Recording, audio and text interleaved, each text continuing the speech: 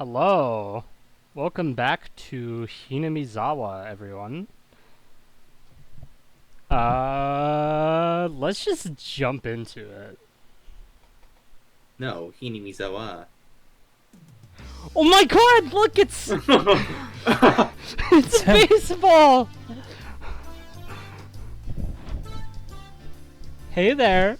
How are you guys doing in the heat? Oh no. Yeah, go ahead. I haven't done this in so long. Oh, Mion-san. We're doing good. Is that a refreshment? Thanks a bunch. You're such a great manager. I just felt like coming here. I didn't bring this for you, by the way. And don't treat me as your manager without my permission, please. Oh my god! He's got a little uniform! We'd be a stronger team if you were our manager, Mion.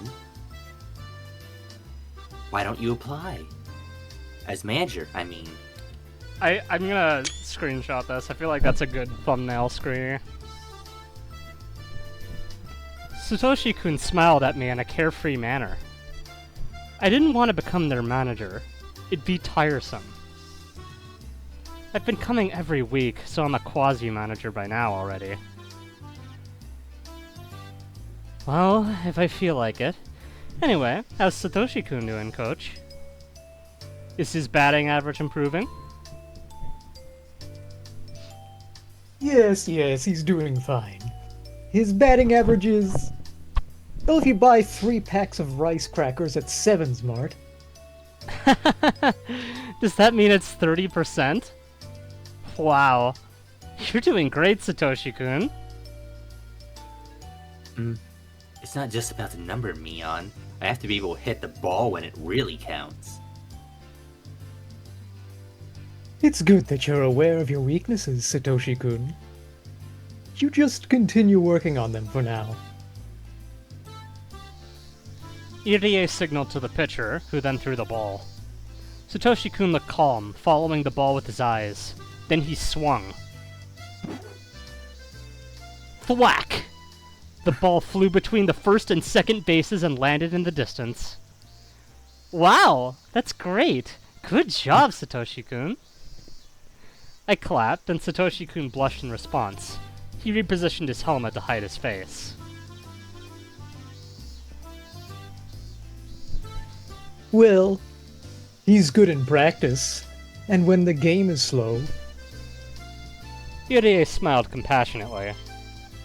It seemed that Satoshi-kun really couldn't perform well when it counted. While he was unusually good, when everybody expected him to perform, he couldn't. I didn't think it was because of nervousness. He just couldn't do it. I think it's a perfect fit for Satoshi-kun's character. He seems calm at first glance, but he's actually slow. Numerically speaking, you're a great player, but you need to be able to hit the ball even when things get serious. That's why you were an easy out in the match with the Utica Jaguars the other day. New team mentioned? The baseball lore expands. Shut up, I know that. If he'd been able to hit the ball then, he would have been a hero. What a shame. What a rotten way to die. A hit could have put the offense into the lead, or at least given them an extension. That was when Satoshi-kun came up to bat. I can never, decide on how I want to pronounce his name. Irie wanted him to live up to everybody's expectations. But statistically, Call him Greg. that wasn't likely to happen. Yet Irie insisted on giving him a chance, in spite of the fact that all the team members had suggested a pinch hitter. Ah, it would have been perfect if you could have hit it. Why didn't you? Why can't you hit the ball in a situation when it really matters? Just do it. Just do it, There's idiot! nothing I could do. I know I'm weak in a situation like that. I thought a pinch hitter was a better idea, too. It's not about the match, it's about you, Satoshi-kun. Ah! You need to be more aggressive. Shouldn't you have thought the opposite way? Shouldn't you have insisted that you'd come up to bat, no matter what everybody else said? I can't believe you wanted to give away the chance to some pinch hitter. Why are you so weak like that? That's what I'm telling him. I know that's one of his good points too, but You can be a gentleman at other times, but when playing games, you should be a demon. I think all men should have those two sides to them. I have two sides. Satoshi-kun and every man Twisted has two fucking wolves inside them. Psychopath. You need to let your demon out, Satoshi-kun. You I'm should sorry, murder I- your own Satoshi-kun. I fucking butchered that line. You need to let your demon out, Satoshi-kun. You're native to Hinamizawa, Kill. so never Kill. forget that you have the demon's blood running through your veins. Kill them all! Kill 7 billion Pepe. people, Satoshi-kun! Are you listening? Satoshi-kun? Mm, Maybe Satoshi's I aunt am. was with their jaguars, and that's why they not were sure, killed. but What aren't you sure about? We're talking about you, so... Whoa! Ah... Satoshi-kun suddenly started stroking my head. He looked delighted, for some reason. A blush immediately spread across my face. I didn't know how to respond. you're giving me advice, right? Thanks. I'll do my best. Hey! Don't you try to fool me. I'm not. I'm just happy that you care about me. I couldn't resist his hand. I couldn't help mumbling like he does. Satoshi-kun ran back to the field, leaving me red as a beet.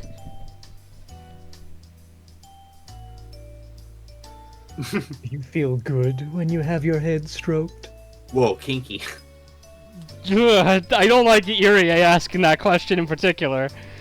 Depends. Yeah, that's- If it were you, I'd have to teach you a new martial arts technique. Oh, what a shame. All right, everyone. Gather round. Why don't you split into groups and have a practice match?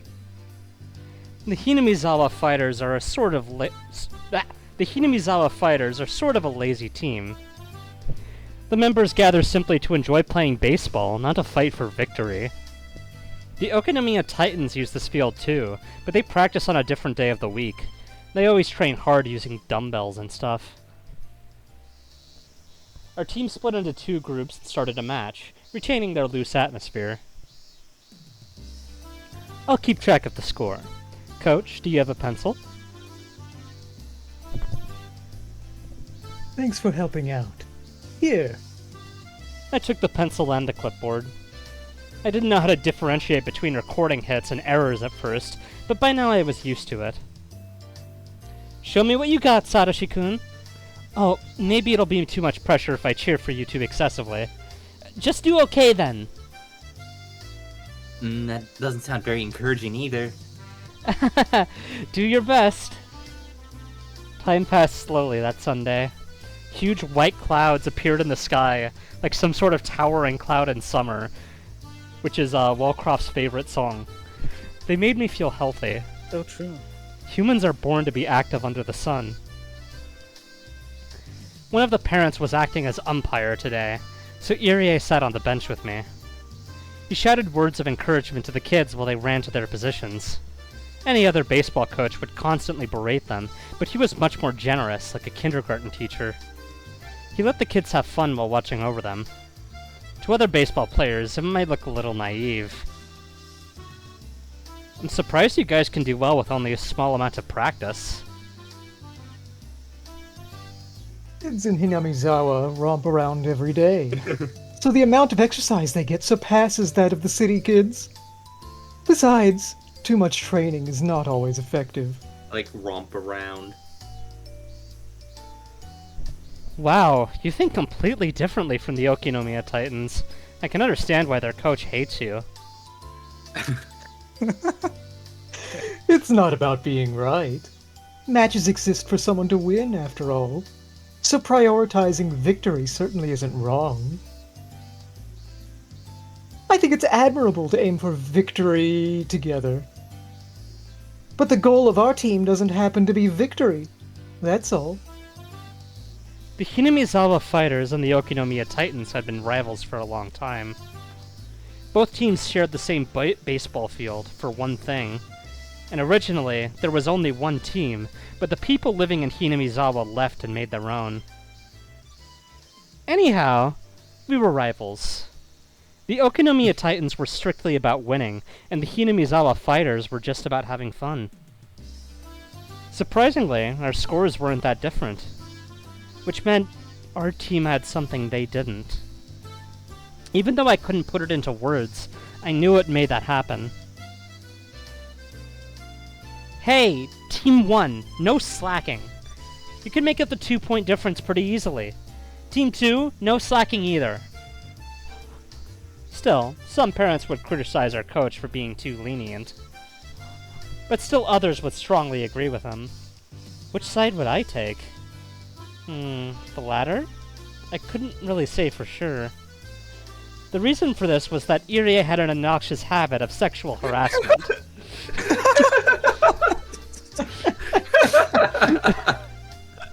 Just a little obnoxious habit, you know. Hey! Just like this irritating little quirk of his. I feel like I remember somebody telling me that, oh, it's Japan, it's just different. Here we are! I mean, I think they do give less of a shit about it in Japan, but it's still, yeah, but like, it's so weird. I mean, the characters in the story clearly think it's weird. I don't think it's that, actually. In particular, he had a fascination with maids, but I should talk about that some other time. The way that line came across, though, is like, what a mild inconvenience, like, inconvenient characteristic of his that is. I mean, that seems to be how people are treating it, to be fair. As just like an odd quirk. Anyway, Satoshi-kun let the ball pass twice to see its trajectory, then hit it on the third pitch and ran to first base, not third base. Oh, he did it. He's so good when he's relaxed.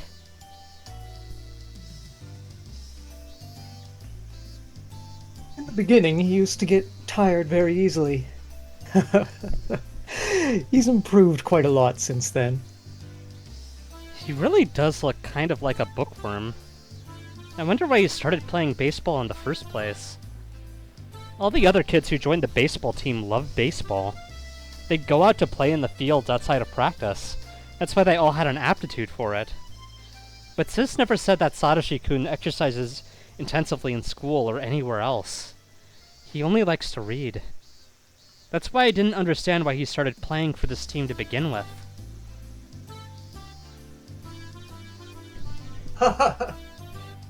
That's because I invited him. Is that so? You recruited him? Did you notice some sort of hidden talent? Excuse me. Can I have a cup of barley tea? Ah, thank you. Oh yeah, wait, before we continue, Soggy, did you actually have something to say, or were you joking? No, I was just messing with you. Oh, okay. Alright, fair enough. Irie asked for tea in a suspicious manner. What does that mean? I don't know. Suspicious. The sussy baka wants some barley tea. There was a tip about that in Chapter 4, but I barely remember what it was about. Anyway. While he constantly joked around, I knew he was actually a very mature person. I assumed he was trying to evade my question.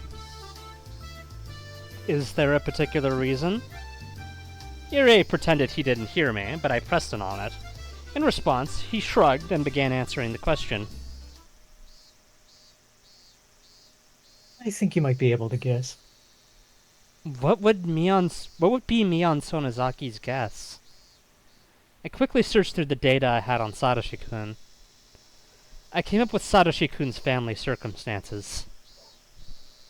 Murdered aunt. He lost his parents in an accident a year ago. Since then, he's been having a tough time at his uncle's home. So, you invited him so that he could vent? Sports are great. You can free yourself through exercise. I thought that as long as he concentrated on something else, he could forget about his troubles at home. You know he's usually sort of a daydreamer, zoning out all the time. Is he still stressed? I knew Satoshi-kun must be suffering even though he didn't look like it. But Mion Sonozaki never pays attention to things like that, and I had to act like she does. Satoshi-kun got really sick after his uncle took him into his custody. He had many clinical symptoms, but the causes were unknown. Satoshi-kun often got sick after he was taken into his uncle's custody. He suffered from fatigue and migraines. He suffered from a lack of energy and sleeplessness. The coach, Dr. Irie, soon realized Satoshi-kun was suffering from a psychological disorder. Most of the people in Hinamizawa knew how bad Satoshi-kun's environment was. It was natural for him to become sick, because he entered that bad environment right after his parents' deaths.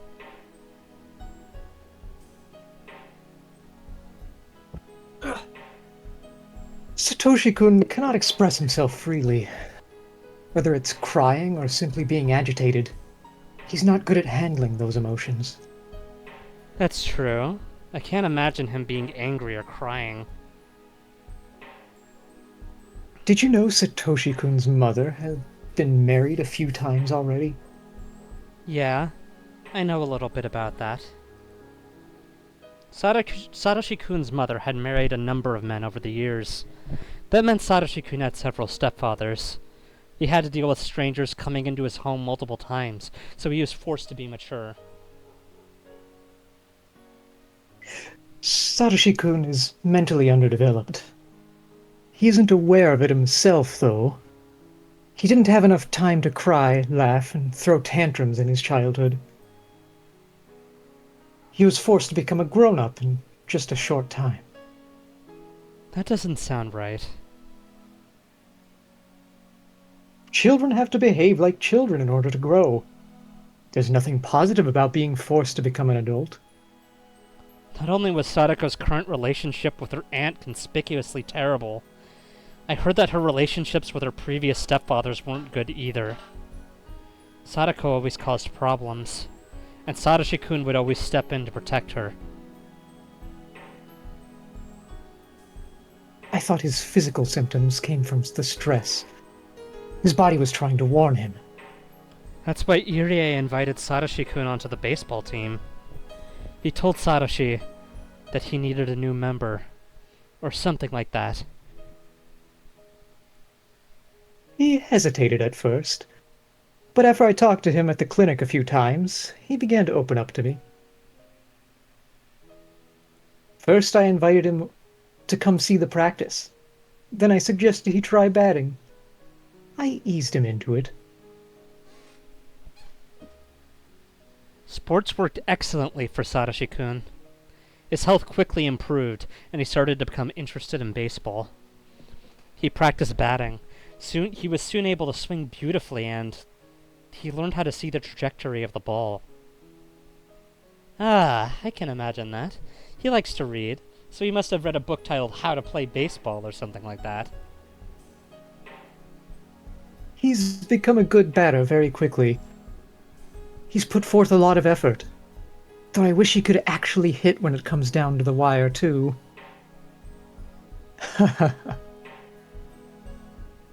Are you guys close? I think so. He talks to me about his problems, so I guess that's a sign of trust. I felt a bit jealous of how confidently Irie said that. While Satoshi-kun and I were friends, we weren't so close that we'd open up to each other like that. Oh, are you jealous? Eh? About what? Taken aback, I blushed. Irie started laughing at me. Please stay as his good friend. Well, yeah. I'm trying. I didn't know what I was saying. You know, regarding Satoshi-kun. He seems a little sick again lately. What? Thwack! The ball flew to the left. But the left fielder managed to catch it. It seemed that the relationship between Sadako and her aunt had gotten worse lately. It was obvious his sickness had something to do with that. Their aunt is bullying Sadako-chan in a terrible way. She's become worn out after all that, and... So, Satoshi-kun is also worn out from covering for Sadako, isn't he? I wasn't interested in Sadako, so I switched the subject back to Satoshi-kun. I didn't know much about Sadako.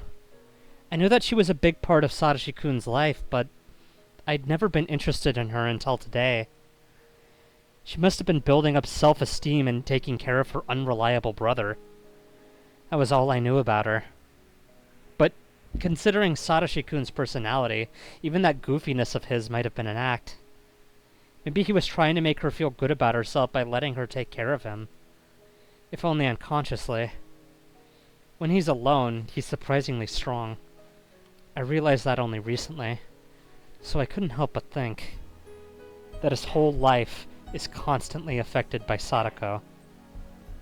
Satoshi-kun managed to get along with his stepfathers, even though he experienced some stress. He was even getting along with his aunt. But in order to protect Sadako, he always had to step in and suffer. I didn't really know anything about Sadako, but I had to admit I felt hostile towards her. I felt jealous because she was monopolizing him. It Shion seems wants that to their be aunt... his little sister. It seems that their aunt has been tyrannizing Sadako-chan even more lately. That must be what's causing Satoshi-kun's sickness. Irie heaved a sigh. Go ahead, heave a sigh. Thank you. As he said, Satoshi-kun had been absent a few times already. He seemed a bit tired, too. He looked normal when around everybody else, but he looked a bit depressed when he was alone. So, you invited him to join the team to relieve his stress, didn't you?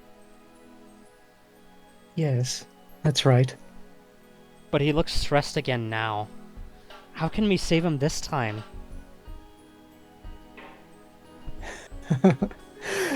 I don't know. Irie smiled powerlessly. I couldn't help feeling a bit disappointed about that, because Satoshi-kun put his trust in him.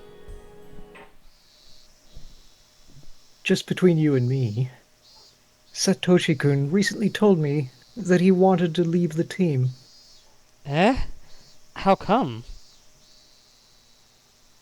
He claimed he was tired of it. That's what he said. But I believe he actually wants to spend more time with Sadako-chan. He thinks that Sadako-chan might end up being tortured while he's at practice. I think he's concerned about that.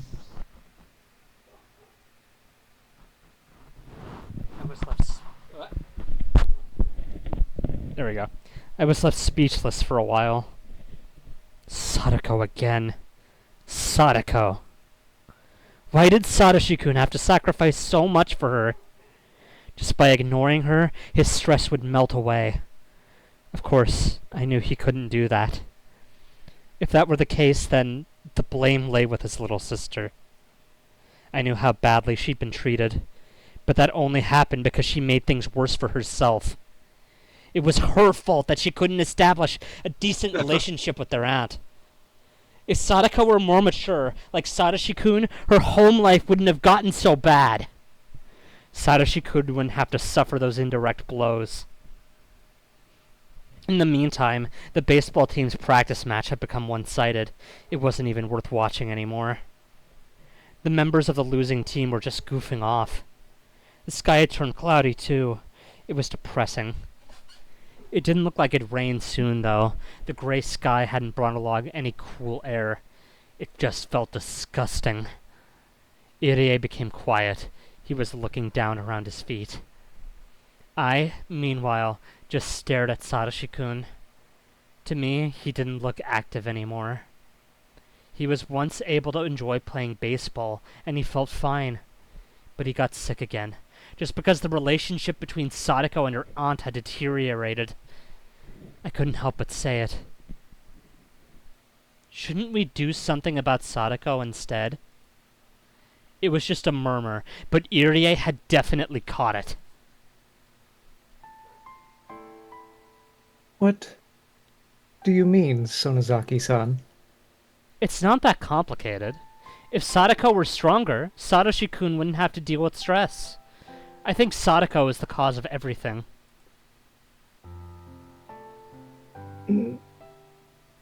I don't know about that.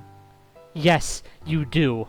If she didn't cause any trouble, he wouldn't have to step in, would he? He wouldn't have to take over in the fight between Sadako and her aunt, right? Satoshi-kun never got scared of any trouble. No matter how formidable the enemy, he'd bravely stand up to protect the weak. I knew that because I could vividly imagine it. She's known him for 2 days.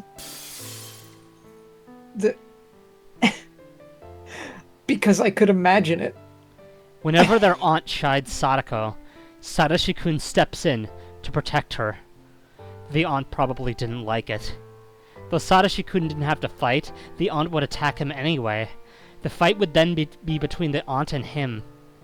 Sadako might then tease the aunt by sticking out her tongue, hiding behind his back and pretending to be scared. She'd never think about how deeply he was being hurt. Because of Sadako, Satoshi-kun had become cornered and stressed.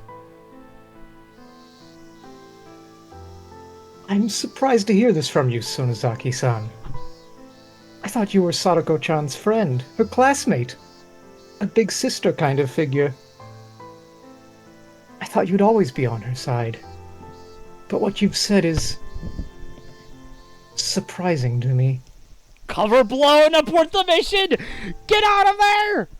Anyway, Irie looked at me suspiciously. I could tell what he was thinking about me. I'd said too much. Mion Sonozaki and Sadako Hojo are friends. They're close. So Mion should have been encouraging her after the situation at home got tougher. That's what Mion was supposed to do. I had totally forgotten about that and spoken as myself. It's only natural that Irie would give me a suspicious look.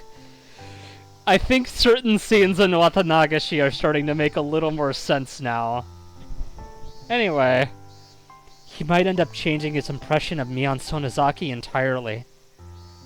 I'd have to apologize to her about this and ask her to put things right. I totally messed up. Even so, I didn't think I'd said anything wrong. I'd objectively looked at the situation and made a modest proposal, like Jonathan Swift. Modest proposal? Oh. To be honest, I was simply the abused afraid... child should just be better at being abused. I agree 100%. She should just take it better. Like, if you're being abused, Wouldn't just cause so much stop. problems. You're causing a lot of problems by being abused so much, so please stop. Thank you.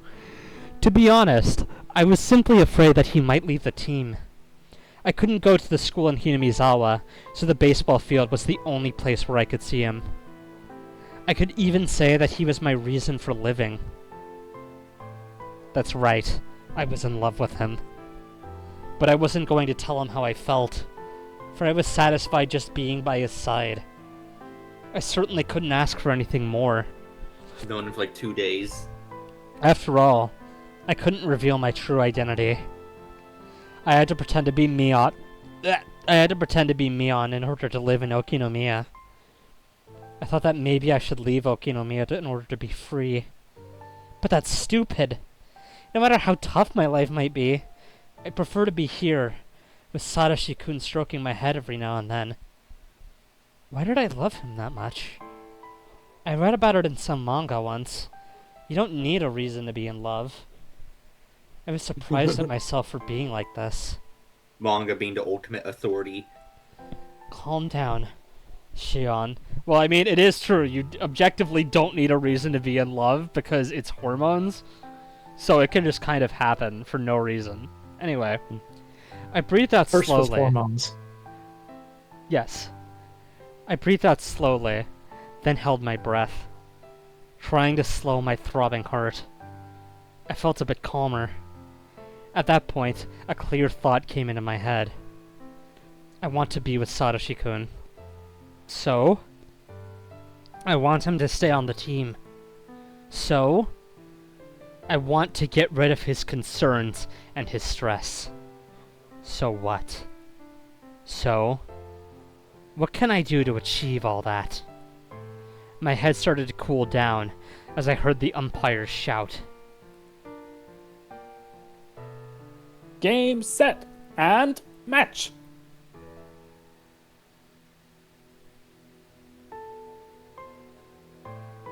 Higurashi when they kai. The cat.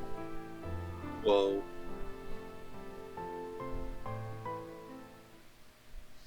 Some days I see him, some days I don't. A clear sky gets cloudy, and rain will always stop eventually.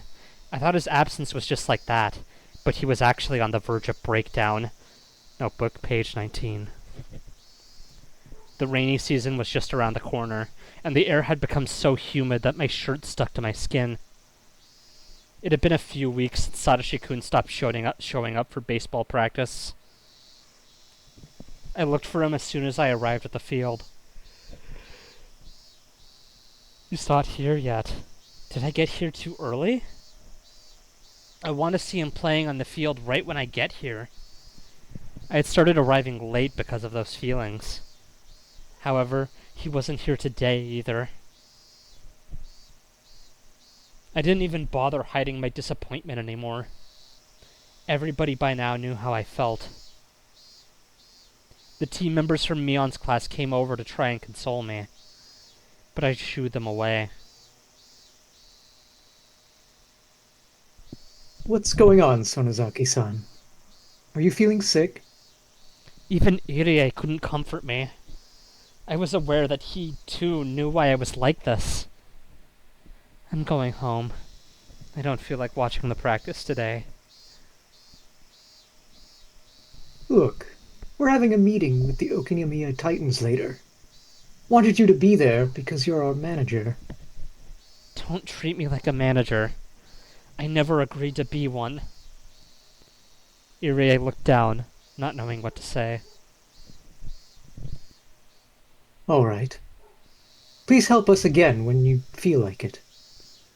Maybe I won't be coming back. If you really need a manager, look for somebody else. Please do come again whenever you feel like it. Satoshi-kun will be sad if you're not here when he comes back. I ignored him and turned around. I had already set up my schedule with Mion, so I didn't have to ask her every time anymore. I tried to contact her a couple of times to ask how Satoshi-kun was doing in school, but I hadn't been able to get through to her. Apparently, the hag had sensed that I might be in contact with Sis. In other words, Sis was being watched. As a result, it hadn't been easy to contact her. Kasai, who had been helping me contact her, seemed to have also been marked. People knew he was loyal to me. I hadn't seen him for a while either. All I could do was wonder how Satoshi-kun was doing. I was frustrated because there was no way for me to know. My head was filled with worries, but something surprised me out of the blue. Somebody called out to me when I was about to leave the field on my bike. Mi-chan! Hello! I'd never seen this girl before. Luckily, she called me Mi-chan. There's only one person who refers to me on that way, as far as I know. Rena, I'm surprised to see you here. Her name is Rena Ryugu. Her real name is Rena, but she wants to be called Rena.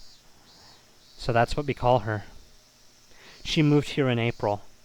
I had some information on her, but it was all ambiguous. Sis was still a bit uncertain about her, since she's so new. It was hard for me to handle someone like that. I didn't know how to act around her as Mion, so I decided to pretend to be in an obvious sulky mood. That way, she wouldn't talk to me as much.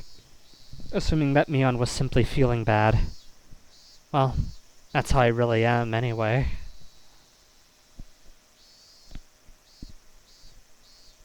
Are you going home, Mi-chan? Yeah. I guess I'm not feeling well. Sorry. Let's go together then. I wanted to say that I'd rather be alone, but there's only one road to Hinamizawa, so asking to be alone would look odd. The only way to not seem suspicious would be to walk home with her. Yeah, let's go. Rena quietly nodded. I unlocked my bike. Mi-chan, do you have an umbrella? Nope. It might rain soon, so let's hurry a bit since you don't have one.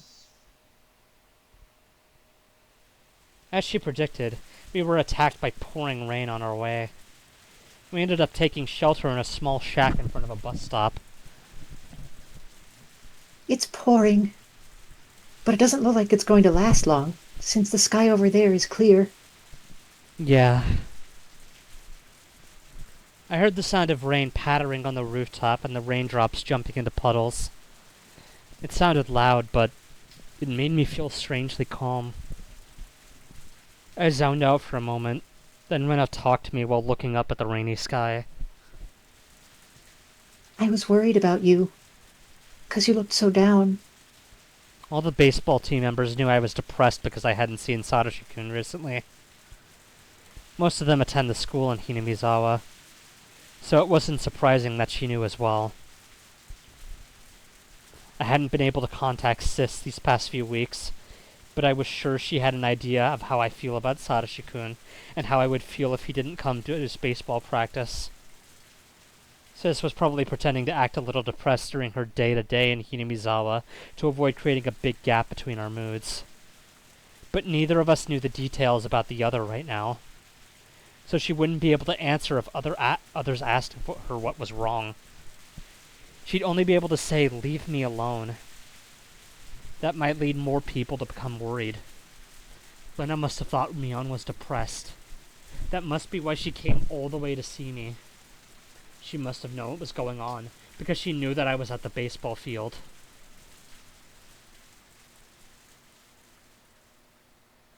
Do you feel lonely because Satoshi-kun is avoiding us? Having deduced what had been going on with Satoshi-kun, from what she just said, he'd been distancing himself from others lately because of exhaustion. That's what it sounded like, at least. He looked like he was very worried about Sadako-chan. I think he's really on edge. I feel bad for him. He really cares about his sister. He has a lot of courage. What I'd said sounded hollow, as I knew too well how much of a burden Sadako had become. But I think he'd feel even worse if you also looked that depressed, I think. I don't want that. I know. But if you really don't, then you need to smile for him. Otherwise, he might really feel cornered. I know you're strong. You can smile, even if it's just pretend. So, I want you to smile no matter what. You know that lies can become true sometimes? What she was saying, in a nutshell, was this. Both Satoshi-kun and Sadako were totally wiped out. If Mion was also depressed, even though she's the sort of person who usually lightens the mood, their situation would be stuck in a vicious cycle. Rena sounded more like she was trying to give me advice than trying to console me. She must be more mature than she looks.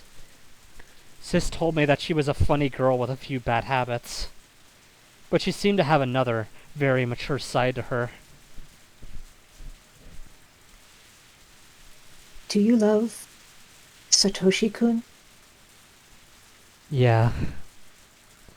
Though I shouldn't have told her that. I immediately responded. In that case, Why don't you smile? Rena smiled herself. I believe Satoshi-kun will feel better if he sees you smile. I know you feel powerless now, but your smile will give him strength. I know what you're saying, but it's not that easy. Rena giggled and nodded. He'll come back after he's done with his part-time job. His part-time job? I almost asked that question, but I managed to stop myself. From the tone of Rena's voice, it sounded like it was something everyone knew. His part-time job, huh? I wonder when it'll end. Until he has enough money, I guess. But he'll finish by Sadako-chan's birthday, at the latest. I tried to figure out what was going on from what she said. I had to listen very carefully to uncover the whole picture. Satoshi-kun seemed to be working in order to make some money. I don't think it's easy to find a job when you're still in school. This might have had something to do with it. His job only seemed temporary, and it seemed to have something to do with Sadako's birthday. Thank you for repeating yourself, Ryukishi. It wasn't that hard to figure out. Satoshi was working and saving up to buy his little sister something expensive for her birthday. He was trying to comfort her. Even though she was so torn up himself. Sadako again. Satoshi-kun was already worn out because of her, and he was now working for her sake, even though he was exhausted. How stupid. It would be easier for him to just forget about Sadako.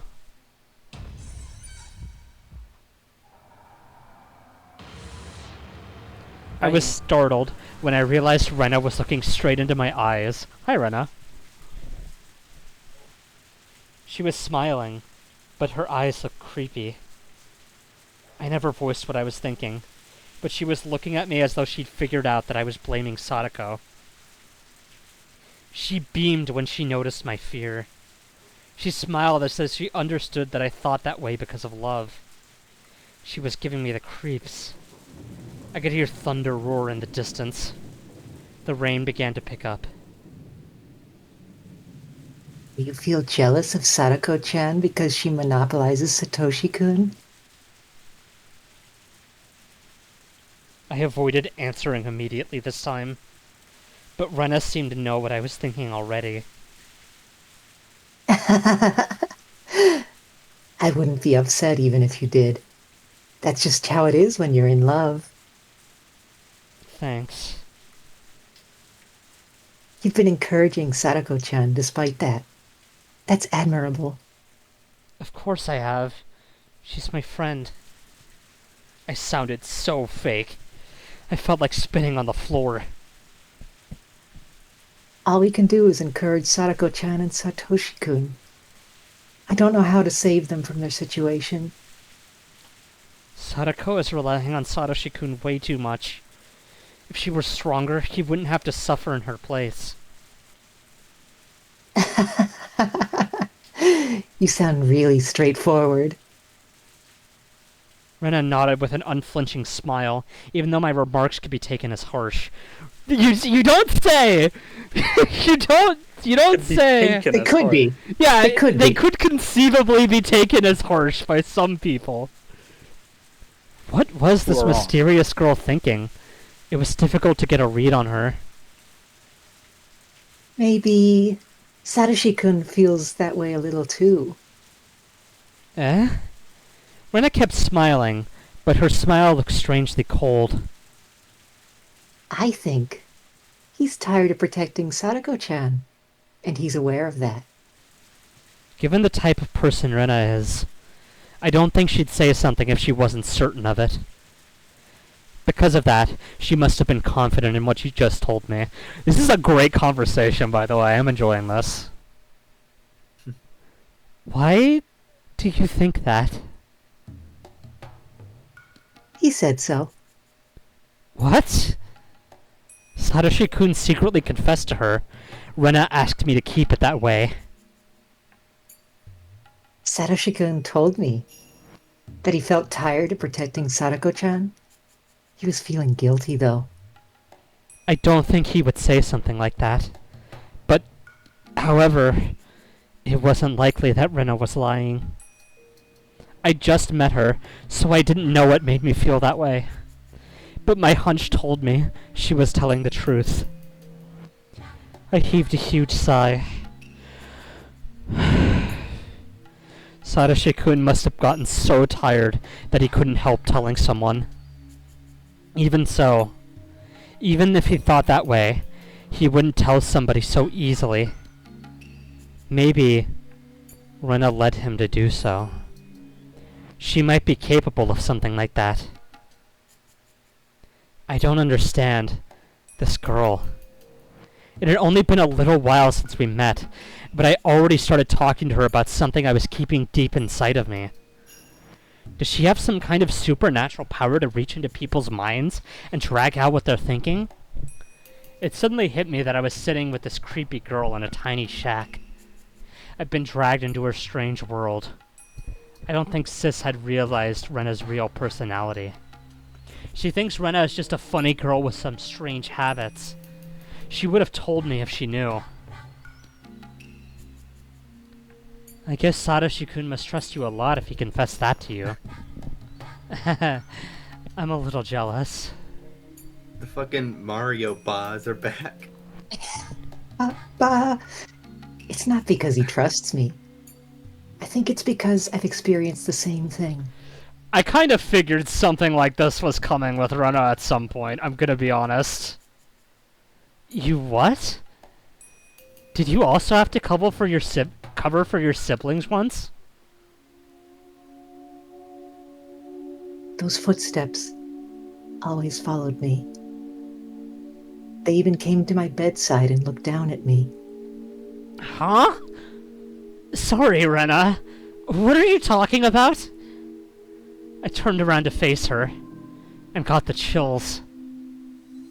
Though she was smiling, her eyes looked ice cold. I trembled and froze with my eyes open. Have you experienced anything like that? Guess not. Probably. Rena kept laughing self-derisively. I tried to figure out what she was saying. Have you ever thought of leaving Hinamizawa and moving to a big city? Have you ever thought of doing something like that? I didn't know how to respond. Rena waited for my answer, urging me to speak with her silence.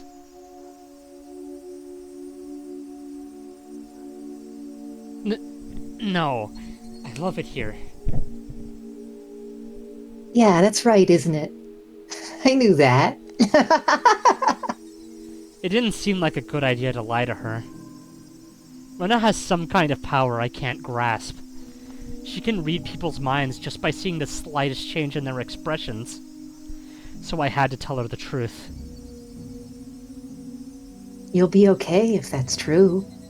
Oyashiro-sama won't get mad at you. Oyashiro-sama? Oyashiro-sama. That's Hinamizawa's guardian deity. I couldn't understand why she mentioned that name. My mind stopped for a moment. That's right. Oyashiro-sama. She calmly repeated the name, as if trying to teach me something. Yeah, I remember. Oyashiro-sama never allows heathens to desecrate Hinamizawa. Oyashiro-sama never allows the villagers to leave, either. Those are the rules. Slowly, I recalled the fear of the curse which supposedly caused the dismemberment murder and the death of the Hojo couple. When I was sent to the institution, I had this fear. I was scared that if I went to that faraway boarding school, I'd fall under the curse. But I should be okay. I escaped the school and returned to my hometown, to Okinomiya to be precise. But it should be okay according to the kids' rules, because I love Hinamizawa. The hag forces me to live this suffocating life, but I still choose to stay in this place. I don't believe I'm breaking Oyashiro-sama's rules. Even though the Sonozaki family had selfishly banished me to a remote place, I came back here anyway. Oyashiro-sama should even bless me for that. I guess I'm trying to convince myself that the curse doesn't apply to me. But I think I'm still afraid of it. I love this place, so I don't think I qualify for Oyashiro-sama's curse. You could even call me a model villager. Yes, I think so too. But I'm not sure about Satoshi-kun. Why? Satoshi-kun wants to leave Hinamizawa and run far away, even if only unconsciously. I gave it an audible cry. While I was feeling sad that Satoshi-kun hadn't showed up for practice, he still lived in Hinamizawa. So I'd never even considered the thought of him going away. Are you saying that he wants to skip town? Yes. He's not aware of it himself, though. He probably didn't notice it until Oyashiro-sama stood by his bed. I still had no idea what she was talking about. I continued trying to figure out what she was saying.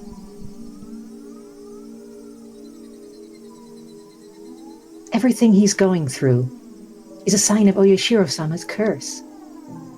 You feel like someone is watching you from a distance, and it follows you. Then it watches from right behind you. After that, you start hearing an extra footstep.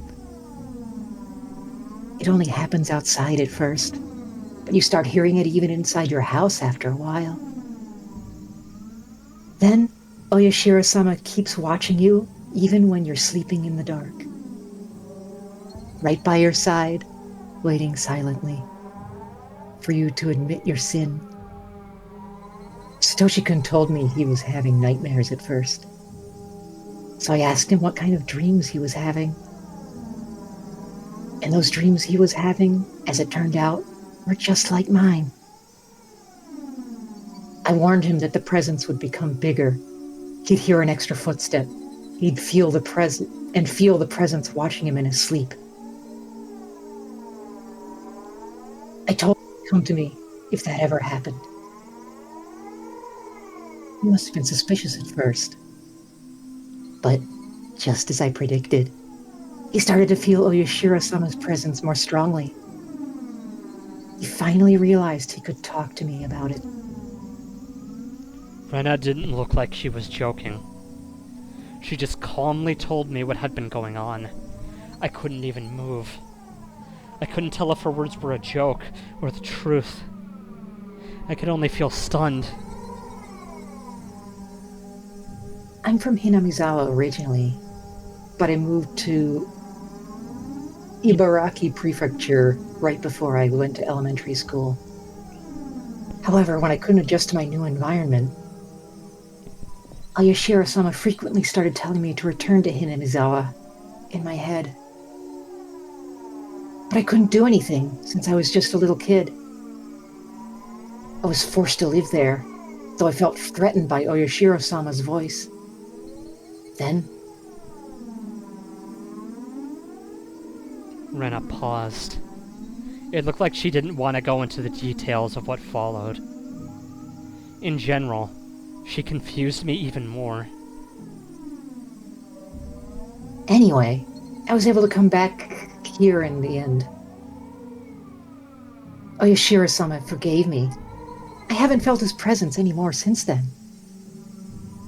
Satoshi-kun is being subjected to the curse even though he's in Hinamizawa. Why? There can only be one reason. It's because he wishes to abandon Hinamizawa. Oyashiro-sama wouldn't allow that.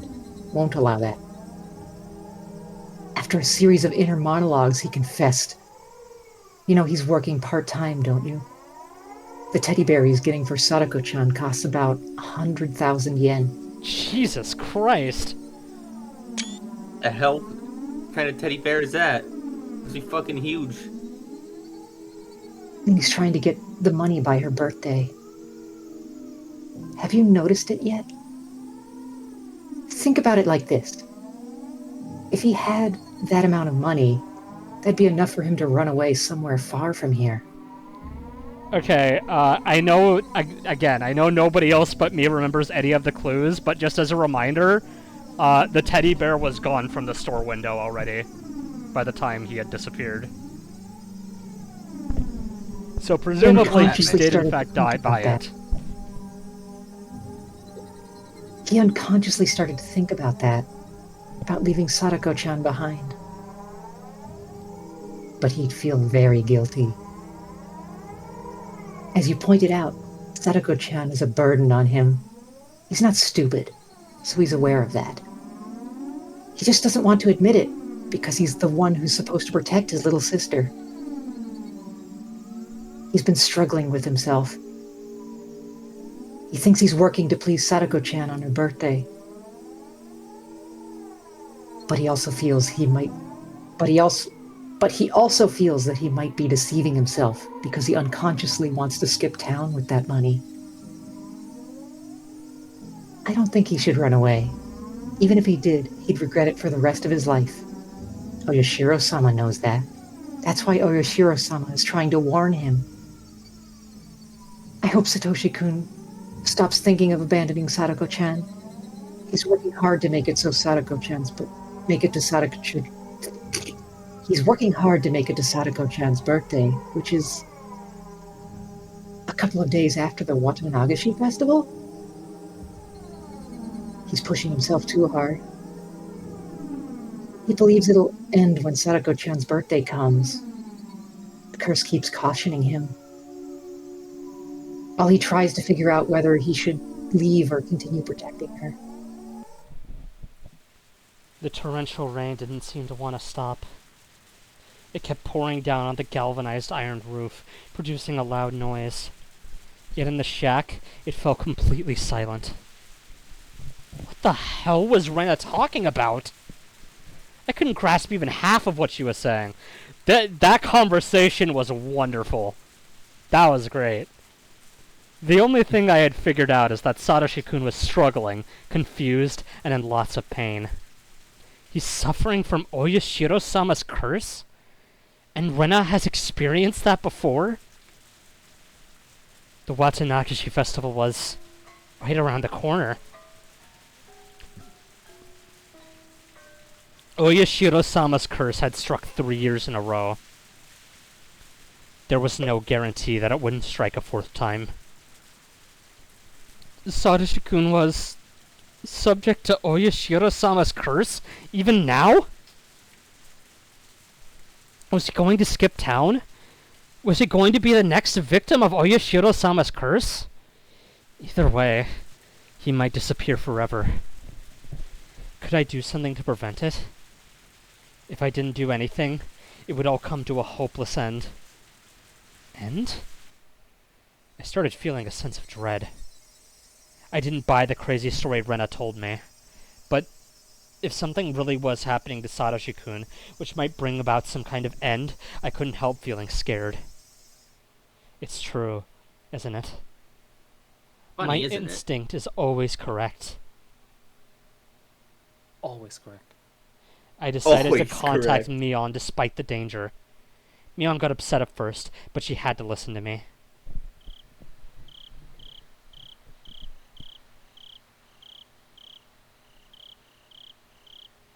Sis? What's going on with Satoshi-kun? He looks really stressed out. I can't even talk to him. What do you mean? You don't know what's going on because you can't talk to him? Sorry. Sis, give me another chance to trade spots again.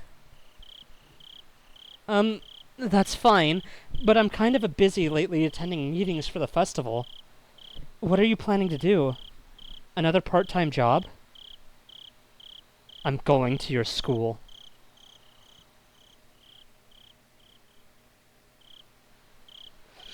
Oh boy.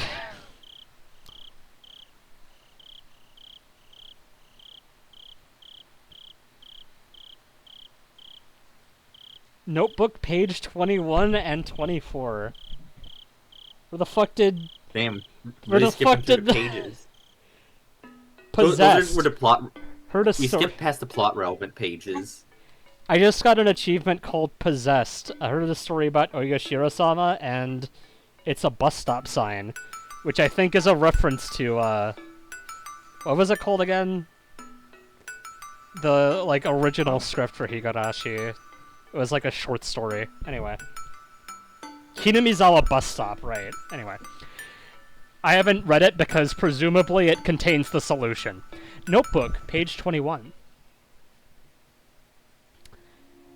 Why don't I relate my encounter with that creepy girl in the rain? Her name is Rena Ryugu.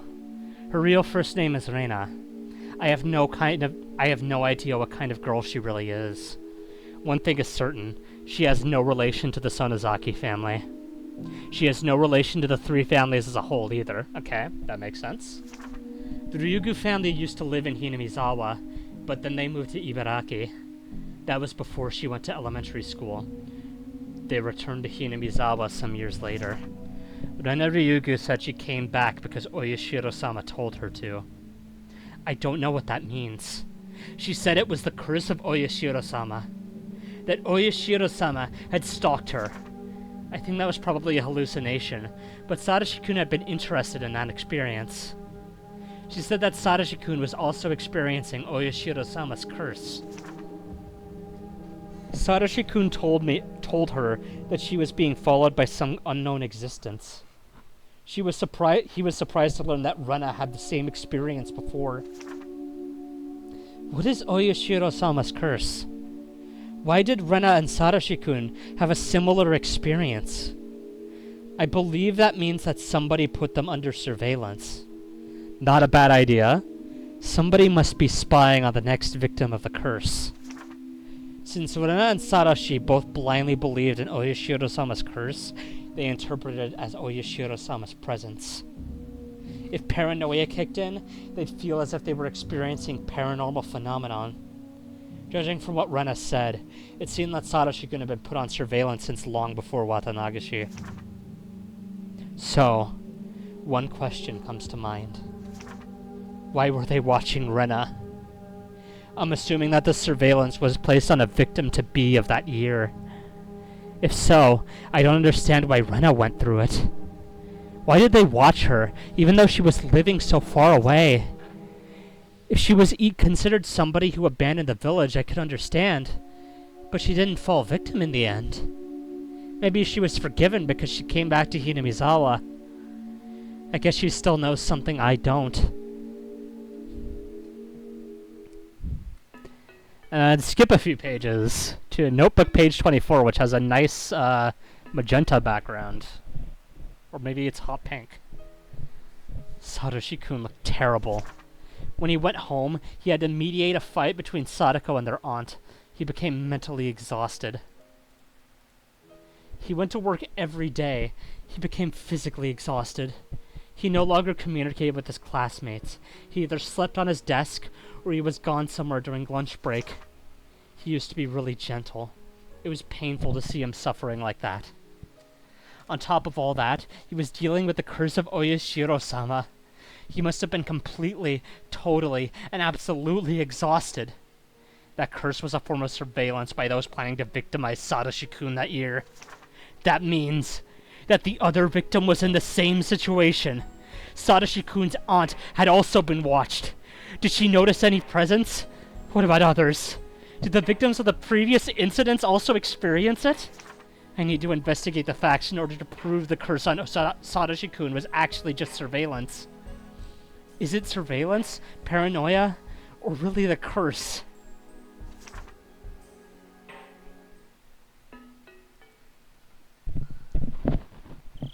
Alright, let's keep going.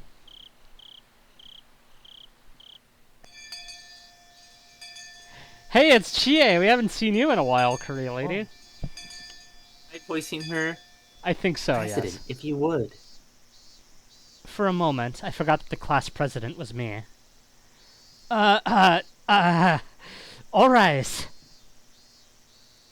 Looks like you didn't get enough sleep. I know it's been very hot at night lately, but try to get as much sleep as you can. Alright, everyone? 3, ma'am. 2, ma'am. 1. Yes, ma'am. Yes, ma'am. Yes, ma'am. I'm not sure this place can be called a school. Because there are so many different age groups, it's like a kindergarten and elementary school blended together. Since I'd heard already about what this place was like, I didn't feel that uncomfortable. It wasn't too difficult to act like me on here. As Sis told me, Satoshi-kun looked exhausted. I said hi to him, but he ignored me. Since I knew what he'd been going through, his pain looked apparent to me. I was interested in another person in this classroom. Uh-oh. Uh-oh. Uh-oh! Sadako. Satoshi-kun's little sister.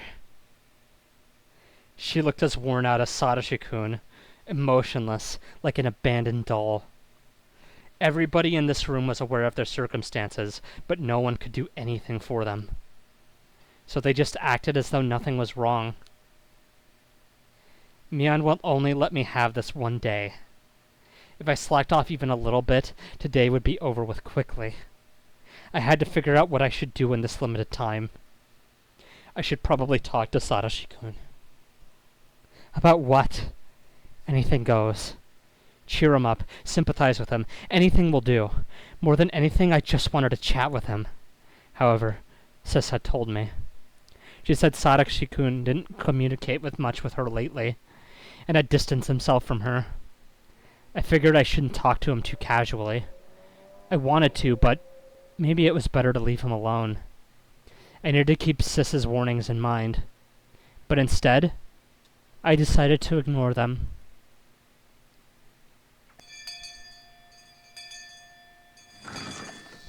I looked for Satoshi-kun during lunch break. He was walking as if looking for a place where he could be alone. I caught him in the hallway. Satoshi-kun. He turned around, startled by my voice. His facial expression surprised me. He was scowling, clearly a sign of rejection. But I couldn't hesitate. I'd lose my only chance if I did. Hey, how are you? He gave me a look as if saying, do I look fine to you? I never expected to see an expression like that on his face. I felt like my heart was being torn to pieces. As I looked down, he spoke to me. I felt a little glad, but the next thing he said changed that. Fine. Is there anything else? I'll get going if there isn't, because I want to be left alone. Okay. I guess you're tired from work. I'm sure you want some time to yourself. You're working today too, right? Where at? Sis had found several jobs for him. He worked at a few different places. He was helping out when necessary at any of the shops Mion introduced him to. As a result, he constantly had to do different tasks in a different environment almost every time. On top of that, he requested high-paying jobs from Mion because he wanted a large sum of money as soon as possible. In other words, he mostly chose to do manual labor. He was exhausted every day because he wasn't that physically strong. Does it matter? And shouldn't you know because you helped me get the job? Mion did help him get the job, yet Satoshi-kun didn't look thankful for that opportunity. This wasn't like him at all. It made me feel sad.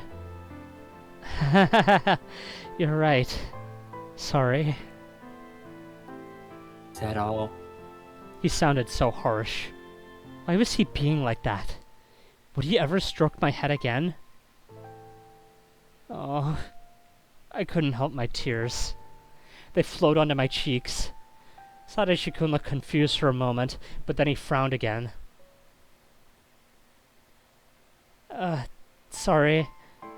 The coach said he wanted you to come back to practice. I told him I quit, so I won't be going back. But maybe. It's a good idea to work out from time to time, you know? Not interested. I didn't know why he was being so hostile towards me. Why did he hate me so much? I was left bewildered. Why? How come? Because I'm busy with work. Isn't it obvious? No, I didn't mean that. Why do you hate me so much? Why don't you ask yourself? Ask myself? What? What did I do? I don't understand, Satoshi-kun. I couldn't control my emotions any longer. Streaks of tears ran down my cheeks. Satoshi-kun gave me a hateful glare and walked away without saying another word. I couldn't even stop him. If I tried, he'd hurt me again with another cutting remark. I couldn't bear that, so I just watched him walk away. I wiped my tears and went back to the classroom. I heard somebody crying from inside. What's going on? I looked around the room to see. It was Sadako. I saw her bento box on the floor. I asked one of her classmates what happened, and it seemed that Sadako had bumped into somebody's shoulder when she stood up to go wash the box out. That was all. But Sadako was crying as if afraid she was going to be chided badly. What happened was very minor. She could just pick up the bento box and things would be fine. It looked like the lid came a little loose, but it was definitely fixable. She didn't have to cry like that. Yet Sadako started begging through her tears. Help me, Nini. What? Because of what happened with Satoshi-kun, I couldn't suppress my emotions very well. So instead, they exploded. I stormed up to Sadako while elbowing her classmates aside. I grabbed her by the head, then threw her into the wall. Yeah, this is only gonna end about one way, and this was it. Sadako screamed. She didn't seem to understand what had happened. I thought she was just gonna straight up punch her, unironically. She was shedding tears and shivering. She must be wondering why I did that. Do you know why I did that? Eek, help, Nini. Sadako cried for her brother's help again. And so I grabbed her head and threw her again. Sadako stumbled and crashed into a desk. The desk fell and the contents of the drawers scattered about. Sadako didn't even stand up. She just crouched and trembled while looking up at me. Help, Nini. If you weren't like that, Satoshi-kun wouldn't have to suffer. Don't you get it? That's what I wanted to say, but I was too angry to utter another word. I picked up a bunch of textbooks from the floor and threw them at her face. Cry as much as you want, but nothing's going to change. Why are you crying? Because you think somebody's going to help you? You don't have any idea what he has to go through to protect you, do you? Do you understand that? Do you understand what you're doing? You shouldn't exist. Die if you don't want to suffer. Go fuck yourself. Don't hurt Satoshi-kun. You deserve to die alone. You just deserve to die! Nini. What? Her desperate cries only increased my irritation. Stop crying! Don't call your brother for help. Stop it! If you weren't like that, if only you... I kept on throwing things at her. Sadako curled up to protect herself and cried even harder. At that point, a girl with long hair ran up and huddled over her. I knew who that was. Rika Furude, one of Sadako's only friends. I don't think we've decided who's voicing Rika. So anyone can take this. Please don't hurt her. She's in a poor situation, so please don't hurt her. It doesn't matter how pathetic she is. She shouldn't rely on Satoshi-kun all the time. Stop spoiling her. Satoshi-kun has to suffer so much because of her. I don't think this is spoiling. I think you're going insane. No. Stop. Don't hurt her. Rika also became the target of my anger. I'm trying to teach her something here. If you keep getting in the way, I'll crack your head open. I grabbed a chair and lifted it over my head. It wouldn't hurt only a little if I threw this thing at him. Rika tightly closed her eyes and covered Sadako with her body. I didn't care what the consequences would be. I didn't care if I hurt them. Stop! Michan! Rena returned to the classroom and shouted at me. Then, Satoshi-kun rushed in while pushing Rena aside. Seeming to have grasped the situation immediately, he charged straight at me. Until my body had hit the locker, I didn't understand what had happened. There was a loud crashing noise. I'd left a dent in it. I crouched there in pain. Sadako, are you alright? Nini. What? I gave up with that. Sadako pushed Rika aside, jumped at her brother, and started crying again. What happened? Why were you treated like that? Why? I didn't do anything, but Mion-san, she suddenly... What's going on, Mion? Satoshi-kun shouted at me while clutching his sister. He looked fierce. What did Sadako do to deserve this? What did we do?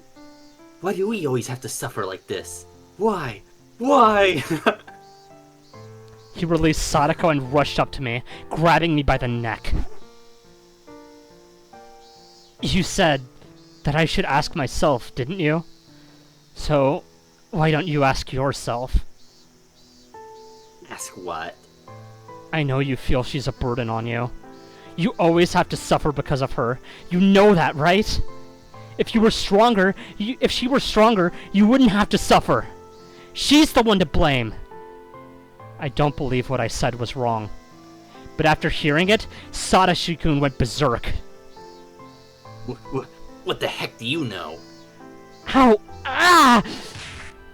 Satoshi-kun grabbed my hair and threw me to the wall, just like I did to Sadako. However, I wasn't going to back down. I no longer had any control over my emotions at all. You spent so much time protecting her. She'll never stop relying on you until you stop doing that. What the hell do you know about us? What the heck do you know? You persecuted our parents and now it's us? That's the way to Sonozaki family, huh? You torture traitors for fun. Is it fun? Is it fun bullying us, huh? Stop it! That was Rena's voice. She stepped in, looking as fierce as a demon. Satoshi-kun, please. Michan doesn't have any bad intentions. She wanted to help you, but she just lost control a little, okay? Satoshi-kun looked like he wanted to say something back, but he chose not to. I'm pretty proud of that line read I just delivered of the ellipses. Yeah, it was pretty good. You too, Michan. I know how much you worry about Satoshi-kun, but you can't solve the problem like that. I think you understand, right? Since Satoshi-kun didn't say anything, I kept quiet too. Here, Sadako-chan. You don't have to cry just because you dropped your bento box, all right? Do you feel better now?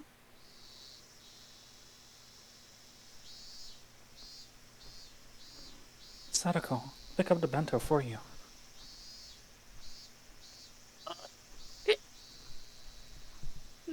It kinda came through. Drunk.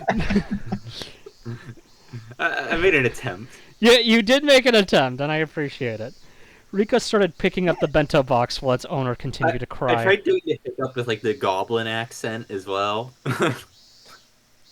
Guys, can you help us clean up? The teacher will be back from the vegetable garden soon. This quarrel is over, so don't tell her about it, okay? The classmates looked at each other and nodded, then started picking up the stuff on the floor.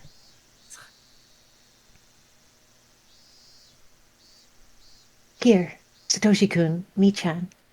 Why don't you guys shake hands as a sign of reconciliation? There. Sorry. I didn't mean to do this. Tears started to roll down my cheeks again. Sorry too. You have nothing to do with our family situation. I'm sorry. Mi-chan, you should apologize to Sadako-chan now. Okay? I was fine with apologizing to Satoshi-kun, but I didn't want to apologize to her. I think She doesn't want to apologize to the kid she beat up. I think this is a new Sadako sprite, isn't it? I don't think she's... I feel like that's new. Yeah, it looks Maybe. new. I mean, we weren't usually using this version of the sprites, so it's hard to say. Where's the F10 menu? There we go. Let's see. No, okay, it's not a new sprite. Never mind. This is an old sprite. While I was fine with apologizing to Satoshi-kun, I didn't want to apologize to her. But the situation wouldn't be settled otherwise, so I reluctantly apologized. Sadako nodded, looking discouraged. After that, Rena let me go. My head ached, so I held it with both hands. What was that? What did I do? I didn't want to use this precious time to fight. Sis had warned me. She told me that I shouldn't talk to Satoshi-kun just like that. What did I come here for? I shouldn't have come here if I knew this was going to happen. Stupid! You're stupid, Shion! I was overcome with emotions because I was so worried about Satoshi-kun. When did things go wrong? Were they wrong from the beginning? I got in a fight with Satoshi-kun that was totally the opposite of what I wanted. I regretted it. I hated myself for it. I couldn't blame myself enough. My world had been torn apart. I wish the sky would fall and kill me.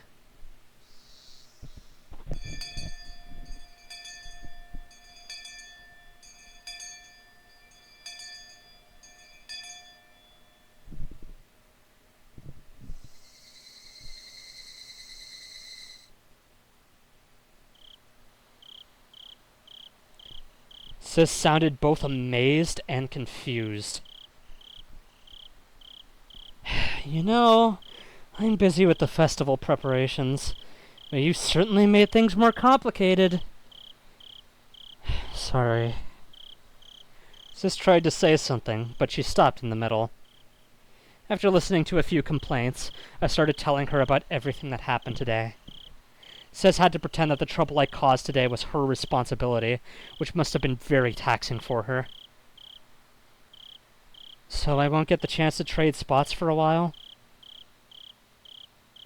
Hey, I think you should be more aware of the hassle I have to go through.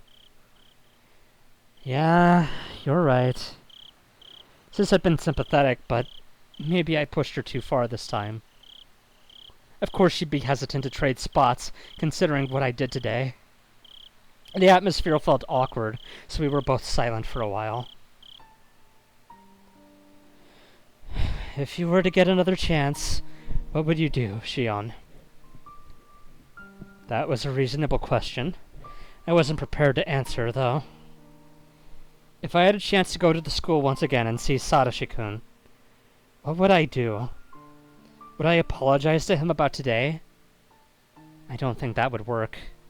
It might even upset him again, no matter how hard I tried. Okay. Here's something that he was saying. It was the Sonozaki family who had been harassing his. It would only be natural for him to hold a grudge against us. But why was he only expressing that now?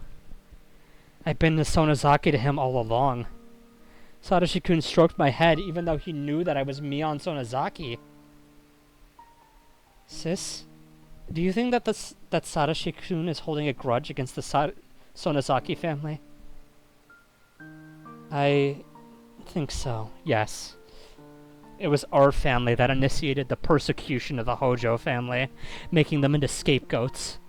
Even after the dam conflict, it wasn't easy for the Hojo family to live in Hinamizawa. Given all of that, it's not surprising that Satoshi-kun hates us, the Sonozaki family who put his family in a devastating situation. But why now? Why is he only expressing that grudge to us now? Why is this happening now? What track is this? This sounds similar to another track. It's somewhere in here. Let's see. Where is it? This is a version of You. Oh, I see. It sounds like something from Umineko, honestly. Yeah, the leitmotif is in Umineko a couple times. Oh, okay. So that makes sense. Why is this happening now? If he wanted to... if he had rejected me in the first place, I wouldn't have wanted to get close to him. My tears wet my cheeks. I didn't bother to wipe them. It's only natural for him to hold a grudge against the Sonozakis. There's nothing unusual about it. Rather, why has he been treating me like a friend? I know how stupid this question was. I think it's because he was mature. I can't understand it.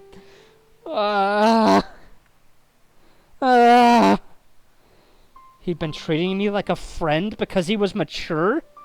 But now that he becomes stressed mentally and physically, he's decided to reject me? No matter how hard I thought about it, I couldn't find anything to fault him with. If there were somebody to blame, it'd be somebody I'd never accused before. Why did the hag decide to persecute the Hojo family? It was his parents who supported the dam project, right? Satoshi-kun had nothing to do with it. Why was he included? Why? Mion couldn't say anything in return. Actually, it wasn't at all hard to guess the reason. The hag didn't give any specific order to harass the Hojo family. She just thought the Hojo family was getting in the way. The people around her noticed what was bothering her and took steps to get rid of it. Though, of course, she must have known how influential her own words were. She didn't just think it. She gave what she must have known would be interpreted as an order. She's the one to blame for initiating the attack on the Hojo family. You said before that the Furude priest wasn't mature because he didn't cooperate, right? Is this the same scenario? The Hojo family wasn't mature because they didn't act in accordance with the other villagers? That's why the hag decided to punish them, isn't it? Mion couldn't say anything in return, meaning that my accusation was the truth. They already punished the Hojo couple. Feel free to bring them to the torture room in the garden and chop their fingers off or something, but leave Satoshi-kun alone. Satoshi-kun has nothing to do with this. What did he do to deserve this? What did he do wrong? Answer me! Answer me! Mion! Mion! Very well. Please take care of the matter. Goodbye. Mion suddenly changed her tone and hung up. She must have done that to escape from my questions. I was furious. I started redialing the number, but then I remembered that we decided that she'd hang up the phone after using that phrase when she saw the hag coming. I doubt she actually saw the hag, but it was the rule, so I couldn't call back for a while. I went to the bathroom to wash my face and cool down. I turned the faucet. The water felt lukewarm. It didn't help me cool down at all. I'm disgusted by my own childishness. I wanted to fill the void. I didn't care about him, considering that Satoshi-san was very generous. But I don't know if I can forgive Sadako. That's a different story. Notebook, page 28.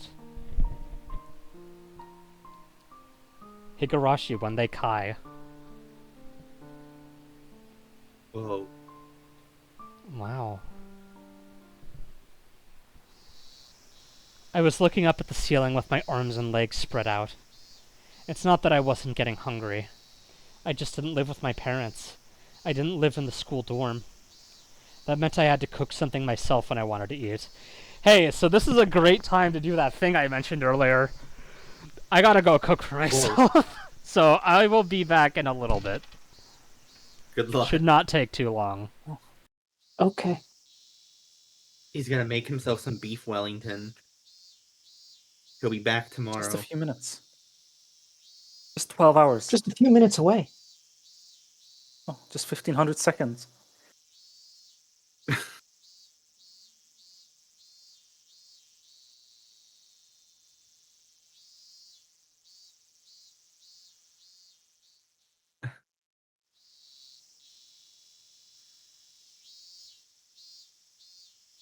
I feel like Shion's been more unhinged than Keiichi somehow. Yeah. Yes. I mean, I don't think Keiichi ever beat up a child. That's a pretty big And gap. Keiichi wanted to force a child to live in a closet. Yeah, that's We didn't wanna different than beat her. repeatedly throwing a child into a wall. Yeah. What if the child is really annoying? That changes a lot. I think Epstein said More- that once. That's a famous quote of Yeah. his. It is.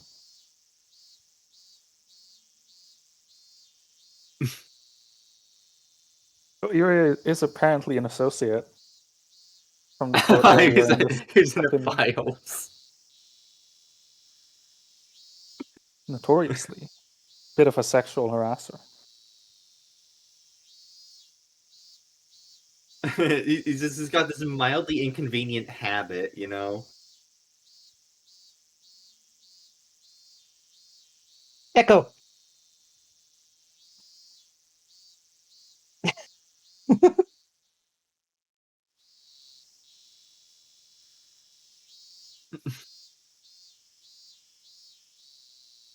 Can't believe host would echo. Can't believe Host is leaving his echoing. mic on. Echoing. Echoing.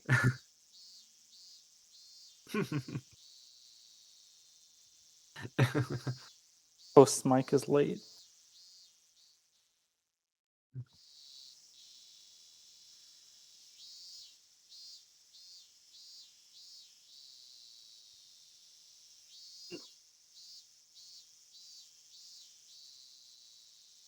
What do you think he's making?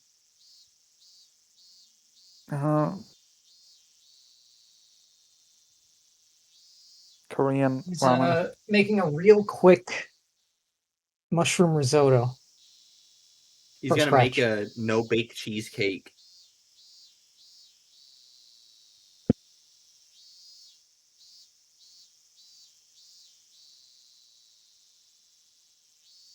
He's making like a sourdough, but he has to make the starter right now. He'll get back to us once the full loaf is done. After the loaf is Okay, done, he yeah. has to make pate from scratch. He's slaughtering the duck right now. He has to make a No, he's not like a- slaughtering the duck. He's force feeding it like fat. Oh, he's still at that stage. Okay, Yeah. he has duck is to just been laid. It's still an egg. he has to make fish sauce. So he's gonna be like a couple more months. Oh, he has to make Worcester sauce from scratch. Worcester. I mean, I guess that's a good name. That's what it's called, no? Worcester sauce? It's called Worcestershire sauce. And it said Worcester. Like, you're good. It's good enough.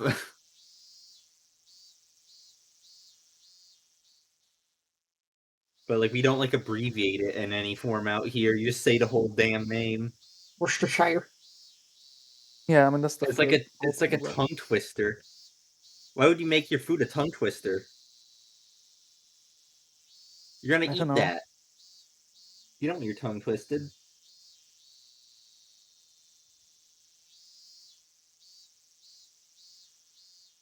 There's a lot of tongue twister foods. What are some others? Bacon.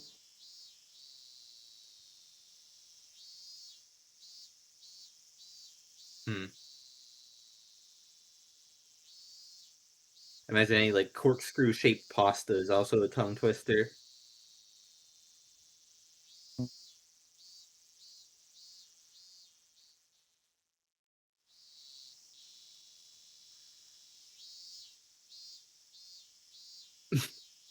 It's like the worst idea ever, but like, do you think anyone's ever made like pasta modeled after duck penis? Probably. Like, it'd I probably collect imagine a lot there's of demand sauce. for it in the furry community. Oh, probably.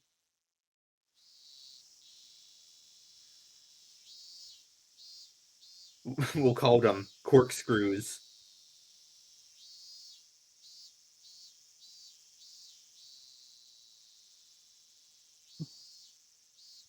It's surely like a funny Italian name to give to that, actually. Probably look up what duck penis is called in Italian. What a thing to search.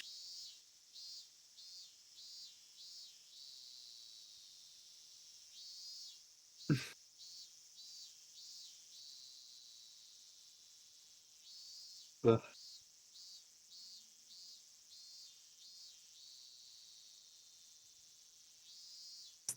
Is Higurashi also echoing itself? It might be. I feel like, Ghost's mic yeah. is active at all. It's like picking up all sounds coming from his system. Yeah, it is. Just muted the stream and it's still cricketing.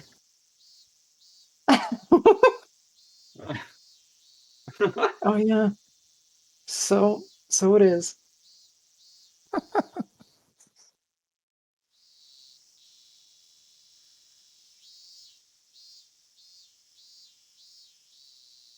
Oh, so nice. He showed up twice. You can hear Whoa. him twice. We can hear ourselves twice. We also showed up twice. To make up for all the sessions we missed. This is gonna It's echo like, everything 4 times. for each Speed up future the... session, we'll have one extra clone of each person added to the group. Good. And we So have that to way do you can one for each experience. person who stopped coming in the like 7-month gap. Did we only really lose out on one person in that gap? Did we? I mean, Aika used to do Rika's voice. I remember that. I don't know if Inferno ever showed up. I wonder why he hasn't showed up. Lusp I don't showed up a know. few A lot of times. things can happen in an entire pregnancy's time. And yeah, A lot of, yeah. Most people in this server gave birth in that time period, of course. it's a bit early. That's not healthy.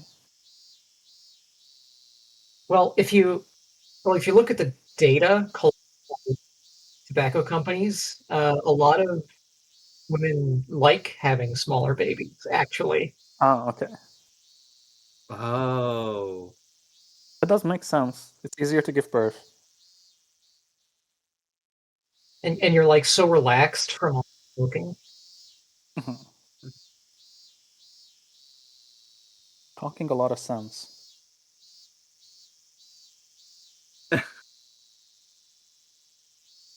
This is proof that crossfading during pregnancy is cool. Drink and smoke, kids. Yes. The more meth you take during pregnancy, the easier your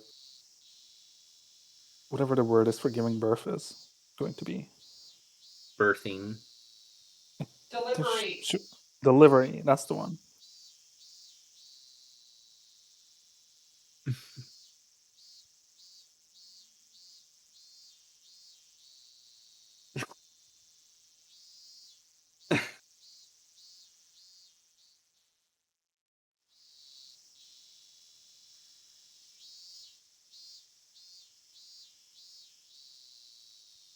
Yeah, he's taking a hosty nappy.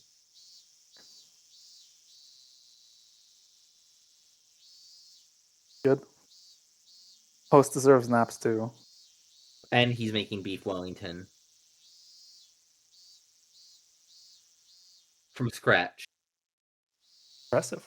Very nice. He's a homegrown chef.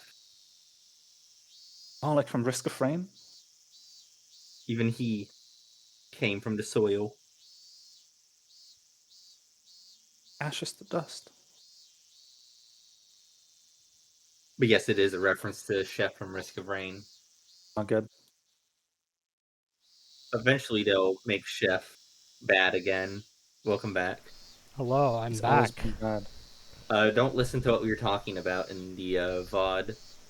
I just heard you talking Oh, that about was going Chef on the Risk VOD, of Rain right? 2. Right. We were talking about Okay. insane shit like that.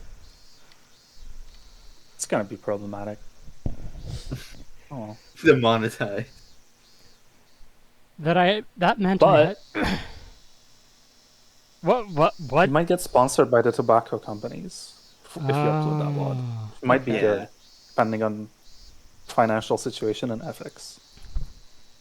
What's in ethics? You'll fit right You'll in. fit right in. That meant I had to cook something myself when I wanted to eat, which I just did. It's just soup. It's just soup. Oh, it's not I beef wanted, Wellington. I wanted it done fast, and you know what the fastest cooking things done method quick. is? Boiling water. So that's what I did.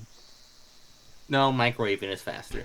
No, you start force can- feeding the duck like food, like lots of it, Oh, no. like straight down the gullet Yeah. Okay, go on. with the tube. Mm-hmm. And then you wait for that liver to get like nice and like jelly like Yeah. even jellier.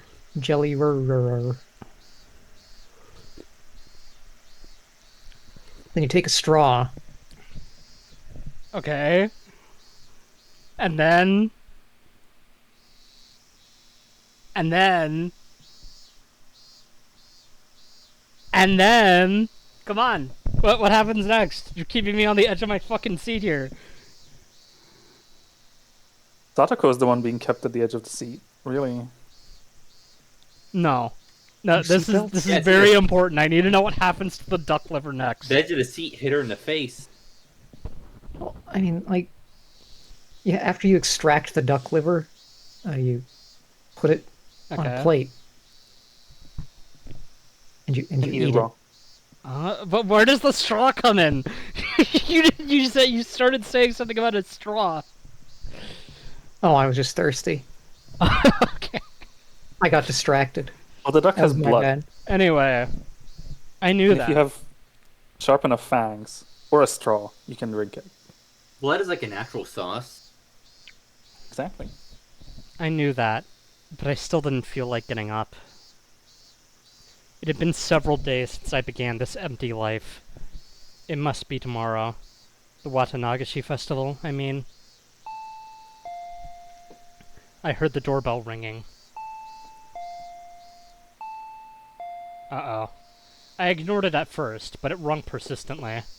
I started hearing knocking along with Kasai's rude voice. Shion-san, please open up. I brought some food for you. I didn't ask him to. He must have known that I hadn't eaten enough and that I'd been feeling down lately.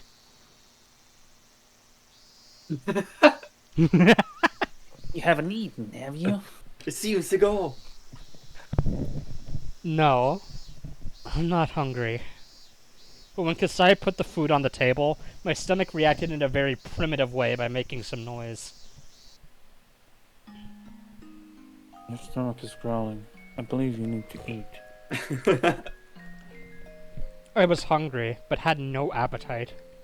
I mean, I did have an appetite, but didn't have the energy to eat, yet I'd feel bad about wasting the food Kasai had brought.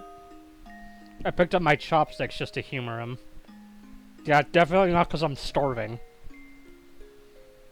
I thought you were marked by Grandma. Is it okay for you to be here? Oh, your son is busy with the festival preparation meetings. She doesn't seem to have time to deal with you right now.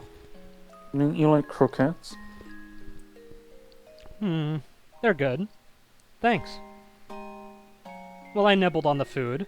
Kasai read through the magazines I bought. She's eating croquettes with chopsticks, by the way.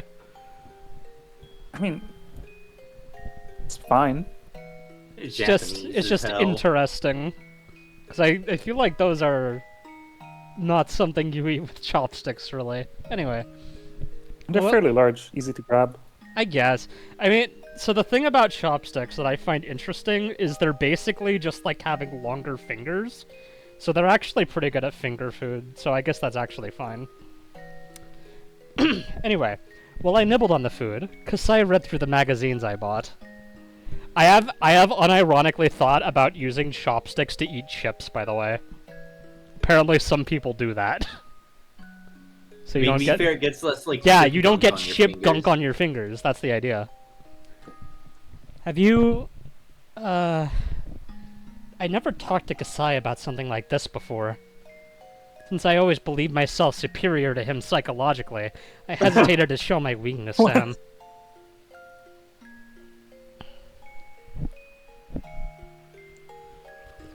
That kind of hardship is healthy for your age.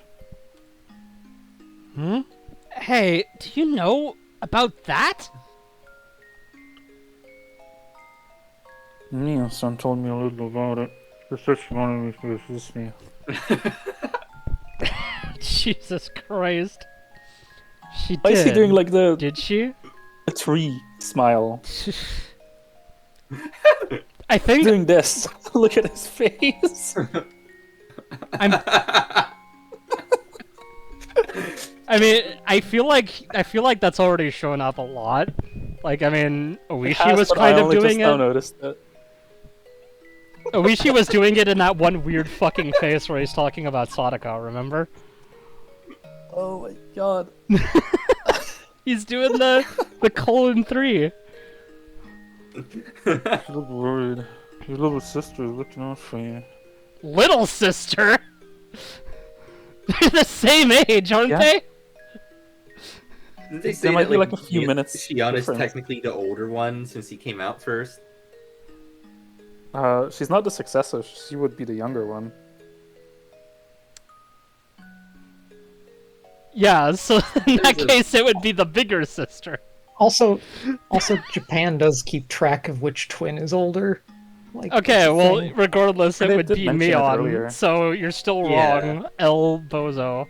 Without responding. Okay, Kasai is wrong in the story because Seagal doesn't know how to act and just adds shit onto his lines. That's the canonical explanation of what happened here. I'm just, like, getting into the script. Seagal should do a different accent for every line. Please refer to me as Mr. General Commander to help me keep being emotionally invested. Okay, whatever you say, Mr. General Commander. Without responding, I threw the last croquette in my mouth. That you might want to know how Satoshi Hojo can be doing. I've gathered some information. Would you like me to report? It's not necessary. But since you went through all the trouble, I think I'd better listen. Kasai chuckled, but stopped quickly as if thinking it rude. It seems that Teppei Hojo fled the premises. He seems to be staying with an intimate lady friend in Okuniya. Teppei? Who's that? Oh, Satoshi-kun's uncle, huh? Did you know that Ryukishi likes to repeat himself? Your aunt, Tamai Hojo, Satoshi, and Sadako are the only ones living in the house now. Ever since Tamai learned that Teppei had fled to another woman, she's been in a foul mood. I think this is the first time this character has actually been named. So that must mean that the aunt is being even nastier to Sadako, and Satoshi-kun is taking even more indirect blows. Yeah, I don't care about Sadako being abused more. Really, it's just Satoshi being indirectly hit by it. That's the problem. I don't know about Satoshi-kun, but I heard that Sadako-san is in a bad state. The neighbors are spreading rumors about her. If Sadako looks miserable, that means Satoshi-kun must be going through equally miserable torture. Can you do something about that aunt? Doesn't anybody talk about punishing her? She's also one of the remaining Hojos, after all. The uncle is gone, so why not the aunt? The main Sonozaki family ruled against further harassment towards the Hojo family after the death of the couple. They say the police might still be taking it out of their house due to suspicions about the couple's death. They say the police... Oh, wait, that was... Yeah. Their deaths have been filed under Oyashiro-sama's curse, so the Sonozaki family thinks no further divine intervention is necessary? Kasai put on a faint smile. Come to think of it, it is hard to not to suspect the involvement of the Sonozaki family in all of the incidents said to be Oyashiro-sama's curse. Somebody strives to get rid of the hag's concerns on the day of the Watanagashi festival. Furthermore, the Watanagashi festival is going to be held tomorrow. Will the curse strike again this year? Yep. If so, who will be the victim? Your boyfriend. Now that I think about it, there were cases of multiple victims in the past. She headcanons that she's his boyfriend. Yeah. The first Anything she imagines, though, is real. She's expressed that before, that the things she's imagining like psychologically are real. superior. Exactly. The first and third year, it was just one, but the second year, the victims were a couple. So it wouldn't be too strange if two people fell victim this year. It seems like a good time. It'd be best for Sadako and her aunt to be the victims. Satoshi-kun will be freed from every source of his worries all at once. Well, Kasai, do you know if this year's victim has been selected already?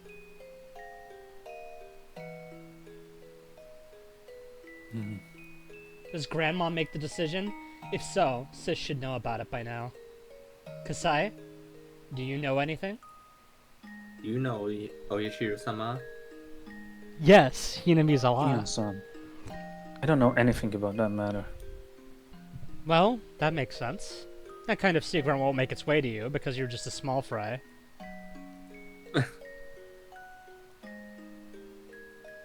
And that's true. I've never received any information regarding that from my connections, but as you know, Sonozaki family has access to many underground organizations, which I have no channels into. Maybe I could try asking Sis about it, but she won't talk. She's strict about keeping promises, unlike me. If the hag told her to keep a secret, she'd take it to the grave. Damn. I hope Sadako and her aunt will go missing this year. Hey, Kasai, I just thought of that. Aren't you going to do something about it? Shion-san, you must be joking. Yeah, I'm just kidding. I took a glimpse at Kasai. It didn't look like he was actually going to do something to make my wish come true. I wasn't able to go to the villages myself, so I definitely wasn't going to the festival. I didn't care about that. Even so, I was interested in who was going to end up as the victim of the curse. If I just kept lying on this couch, playing hooky, somebody would fall victim in several hours. I had no clue why it had to happen every year, but I was certain that the hag was behind it. All the enemies from the dam conflict had been punished.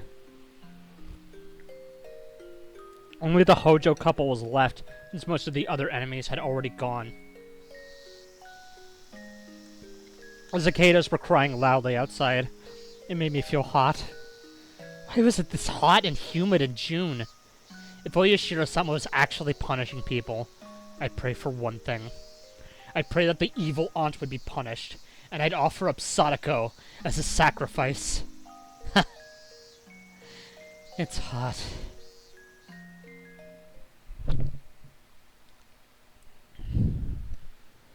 When I woke up, Kasai had already gone. Looks like he cleaned the table in the surrounding room. He put my dirty laundry into the hamper in front of the washing machine, too. Being a girl of a sensitive age, I didn't want a man to clean my room. Well, I'd rather thank him than badmouth him. I looked at the clock. It was late afternoon. I had to go grocery shopping. There was nothing left in the fridge, and I'd just be having rice for dinner if I didn't go. At that moment, the phone rang. It must be Kasai, Who was I phone? thought. I did hope it was him. He could have brought more food, so then I wouldn't have to go shopping. Well, I was just being lazy. I didn't feel like going out at all. But it wasn't Kasai on the phone. It's Satoshi, isn't it? Oh no. Okay. I was hoping it was Satoshi, but nope. Sis, where are you calling from? The house? No. I'm calling from a payphone, so I'll make it quick. Satoshi called me. Satoshi-kun did? He called you? It probably wasn't me he wanted. He called you, I think. It sounded like he wanted to apologize for what happened the other day. So I thought you should take the call. I told him that I'd call back because I was busy. So, can you call this number? Okay. I was stunned for a second, but then recovered and wrote down the number on the back of the magazine. Thanks. I'll call right away. Good. He's been extremely stressed these days. I don't think he'll listen to me anymore, but I think he'll listen to you. She could have pretended to be me and handled his call, but she passed it over to me. Thanks, Mion. See you, Shion. Before she hung up, I put the handset down. Then, after a second, I dialed the number in a flash. I heard the dial tone 3 times, 4 times, and there he was. Hojo residence. He sounded like an adult. His voice sounded a bit tired too, but it was definitely the voice I loved. I got scared. I was scared that he might become sulky again if I mentioned my name, and I couldn't open my mouth for a while. Is that you, Satoshi-kun? Oh, sorry that I called you so suddenly. Are you okay now? That was the Satoshi-kun I knew. He didn't sound cold like the other day. Yes, I'm okay now. Good. After that, he went silent. I felt the urge to start a conversation. It wasn't fair. He was the one who called in the first place. Then, he finally spoke. I'm truly sorry for what happened the other day. I'm sorry too. You don't have to apologize, because I was the one in the wrong. If this were a face-to-face conversation, he would be stroking my head. It was sad just talking to him over the phone. I won't forgive those people who forced us into a situation. You might be close with them, but it was never you personally. So, I wanted to apologize. No, please don't apologize. I was selfish and didn't try to understand your situation very well. We apologized to each other a few times. Satoshi-kun, are you alright? You're working and you're under a lot of stress. Isn't that too much to handle? I quit my job since I have enough money now. You did? That's good. You don't have to push yourself anymore then. That's really good. Satoshi-kun tried to say something, but he dropped it instead. Sadako has it far worse than me. Seems like it. Is she A lot of alright? ellipses. I mean, considering how she feels about Sadako, I'm not that surprised. Does she look alright to you? He suddenly sounded upset. I'd messed up. Sorry. I'm sorry. I'm sorry. I was so stupid. I had ruined this miraculous conversation with him. Satoshi-kun didn't respond to my apology, so I stopped apologizing. She's been hurt so much it's clear to see she's so torn up, and everybody abandoned her. Everybody did. I didn't... I tried to calm him down. I hated what I just said because of how hollow it sounded. I had no idea what to say next. I felt guilty. Satoshi-kun was desperate to protect Sadako from their evil aunt, but I'd wish that Sadako would die tomorrow because of the curse. I was trampling on his desperate hope. Sadako can't take it anymore, so... He cut himself off in the middle, and went quiet for a moment. He must have been choosing his words carefully. Then, he finally spoke. His words sounded hollow. I mean, I want her to have fun for one night. Oh my god! No way! Okay, well, that makes sense, I guess. Eh? What do you mean? The Watanagashi festival is tomorrow, isn't it? I want you to take her there. Yeah, I can do that, but... why? She's exhausted, so I think she'd be happy if she could get away from her aunt even for just one night. But... why? Why? It's not that I didn't understand why he wanted her taken to the festival. What I didn't understand was why he was asking me to do that. Was there any reason he couldn't take her there himself? I had a hunch that he might disappear, so I kept asking. What do you mean, why? Why don't you take her yourself? He fell silent. Satoshi-kun isn't good at lying or keeping secrets. It was clear that he wanted to hide something. I just have some stuff that I need to take care of with my work tomorrow. So I can't go to the festival. He was lying, but he was also stubborn. He wouldn't admit it if I accused him. Mion, can you take her there tomorrow? I wouldn't want to look after Sadako, even at Satoshi-kun's request. But I'm also glad that he's relying on me. I know it's ridiculous to ask for your help after that incident, but you're the only person I can turn to now. I didn't know what to say. I did know, though, that I wasn't going to turn down his request. Okay. But just for tomorrow. Alright? I hope you'll keep looking after her. What are you saying? I won't do that. Just for tomorrow. He sounded as if he was going to disappear tomorrow. I didn't like the sign of that, so I intentionally sounded sulky. We talked about trivial stuff for just a little while. When the conversation was almost over, Satoshi-kun asked something else. Hey, Mion, I really hate asking this, since you might think I'm crazy for saying it, but... What? You... don't believe in it, right? Believe in what? You know, Yashiro-sama's curse. What are you talking about, Satoshi-kun? Those who abandon the village and try to run away get cursed by Yashiro-sama, right? That's the rule. Every kid in the village knows that. That's the rule. What's with that suddenly?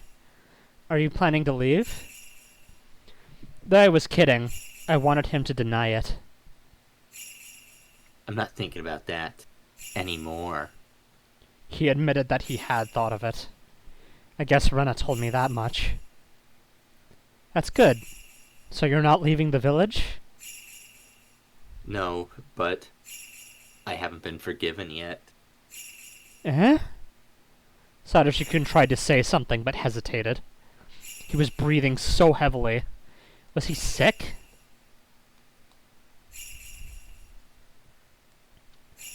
Hey, do you feel alright, Satoshi-kun? Sorry. I'm fine. I guess you're tired. I think you should get some rest. Take a Satoshi nappy. What? A Satoshi nappy. Okay. You sounded distinctly more sickly from when this conversation had started. He breathed heavily when punctuating his words. Satoshi-kun repeated his question.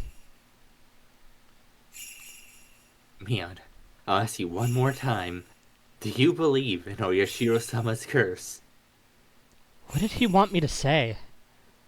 Could I make him feel relieved with my answer? How should I respond? The answer was simple.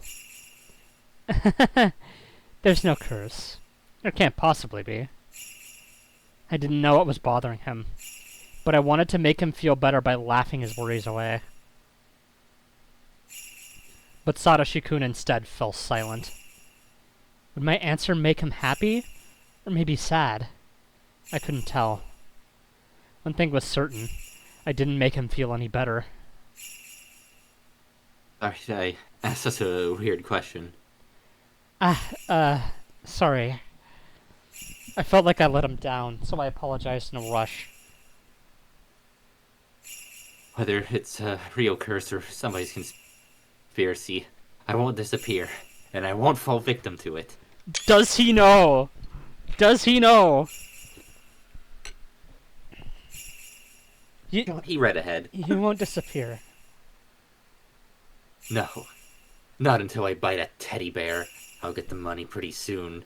I won't go anywhere until then. He chuckled.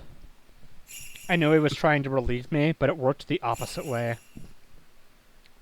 He sounded as though he didn't care what would happen after he bought the teddy bear.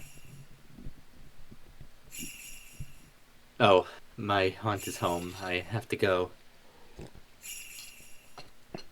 Yeah, I got my baseball bat ready. Oh. Okay. Mion. Huh?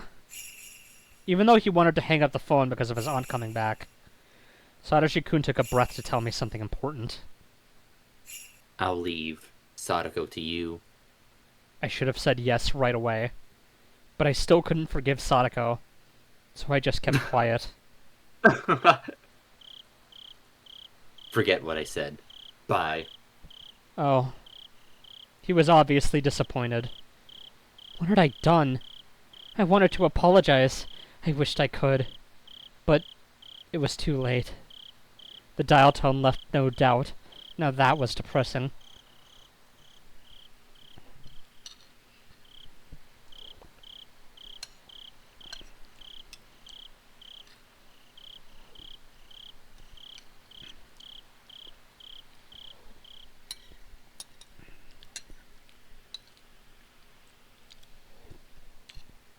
A torn diary. This is like a diary you find on the ground in Skyrim or some shit. Alright, the achievement I got is called Plea Ignored. And it's a picture of a baseball bat. I wonder why. No real way to tell from the context.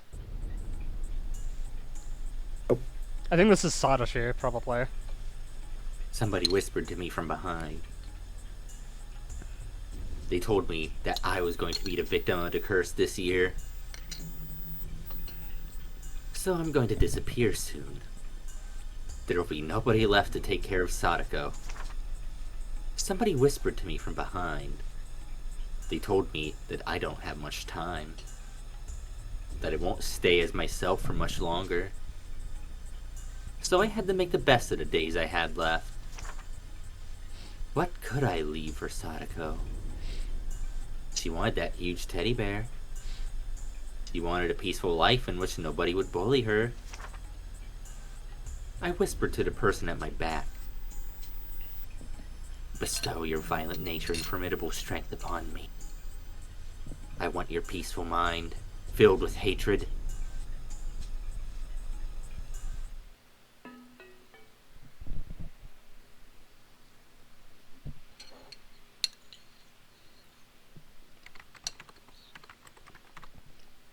The day of the Watanagashi Festival. June 20th, 1982. June 20th? Wasn't it the 19th? June 20th, 1982, 1:40 p.m. What was I doing today? Nothing in particular. Nothing at all. I just wanted to play hooky. I woke up in the afternoon. I ate instant food for lunch while watching boring TV programs. I had a light headache, so I lay down on the sofa. I wouldn't wake up again if I went to sleep. Whatever. I decided to sleep. I'd already told Sis that Satoshi-kun had asked her to look after Sadako. I didn't have to do anything myself. I fell asleep, even though my head was aching a little bit. That'd be all I had to deal with. The music is so distracting with the fucking buzz. Oh, I like it. It's a jam. June 20th, 1982, 5:02 p.m. The aunt believed that all the villagers frowned upon her because the brother-in-law and his wife were pro-dem activists. She surely experienced some fallout during the time of the dispute. But people had stopped looking coldly upon her, even though she assumed otherwise. She was paranoid, believing that all the villagers hated her. And so, she decided to hate them back. Her attitude, of course, begot hatred from the villagers. And the situation became exactly the way she thought it was from the start. What came first, their poor relationships with the neighbors, or her husband's affair? She didn't know herself. Her husband claimed that he got a lover because he was fed up with her attitude. She, in turn, claimed that their relationships with the neighbors went sour because their husband had damaged their reputation. Only Satoshi was aware that both had happened almost at the same time. Their quarrels had become a daily routine now. When the husband came home late, the wife would shout at him at the entrance. Satoshi wondered why they didn't get a divorce, their marriage being as rotten as it was. But he secretly knew the reason for that, too. It was the fortune his parents had left. His aunt had hidden their bank book and stamp, and never allowed her husband to access them. So, her husband would search the house for them. She'd find out he stole some money from her purse. This would cause yet another fight. Satoshi had never been aware that his parents had that much money when they were alive. After their death, however, one of his relatives told him. He was informed that his parents had left a large sum of money in a bank account. Satoshi couldn't understand why they had that kind of money, because his family had been, as far as he knew, poor. It was because of the dam project. His parents probably got the money in return for cooperation with the government. They had strived to get more villagers on their side, provided information to them and whatnot. The money was probably compensation for their efforts. His aunt and uncle never had any intention to adopt them until they had heard about the money. After someone from the financial institution revealed his existence, they appeared to adopt Sadako and Satoshi. The couple would fight every day. Eventually, Satoshi's uncle started spending more time at his mistress's home.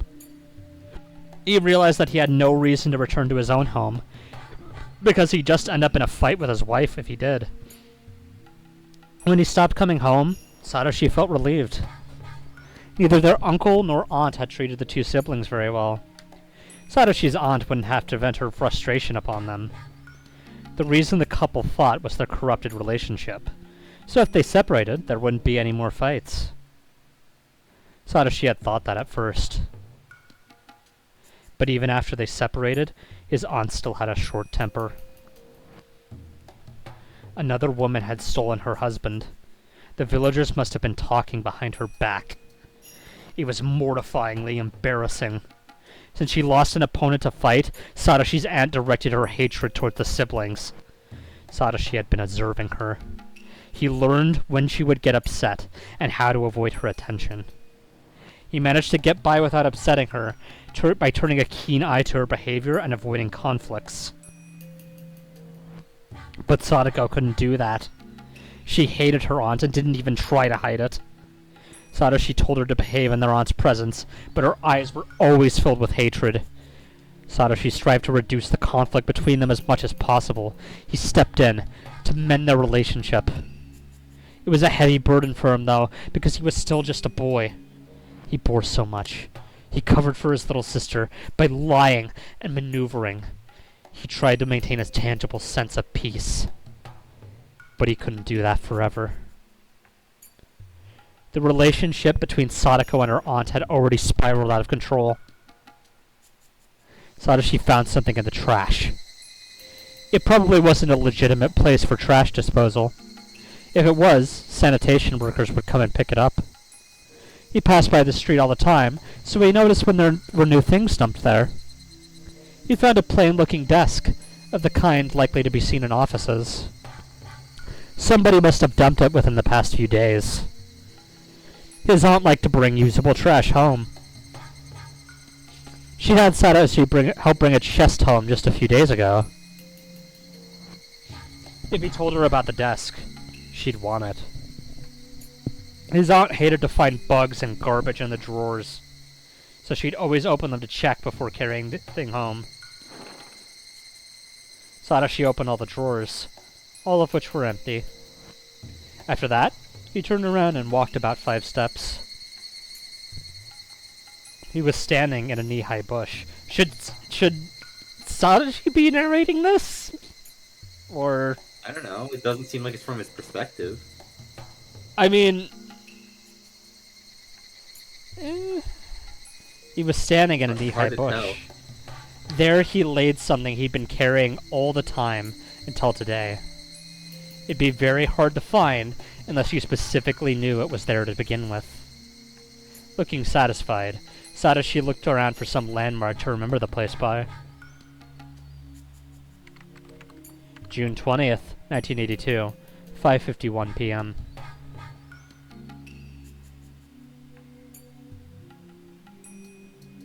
Hey, old pal! I see you showed up again this year. You'd better get ready for us. Wahaha, you're peppy as ever. Oh, see a newcomer? Uh-huh. This is Rena Ryugu. Don't underestimate her. She's good. No, I'm not. Nice to meet you.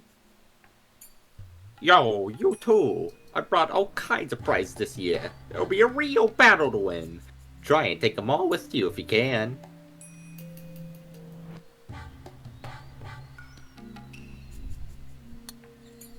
Rena tends to dote on cute stuff.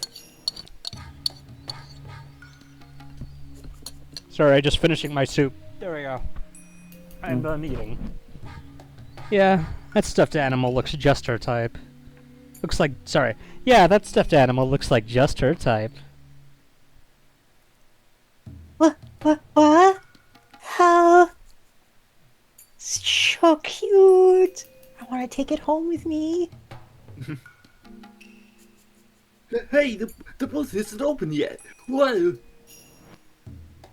What the fuck was that voice? Stop it, Rena! He says the booth isn't open yet. You can run him into the ground once he opens up. Oh, it's mine.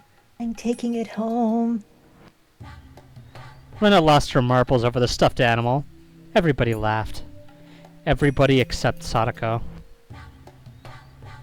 She was standing by herself, some distance from the crowd. Her eyes looked dull.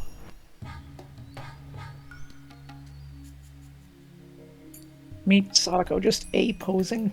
You forgot the star, but I'll allow it. What is it, Rika?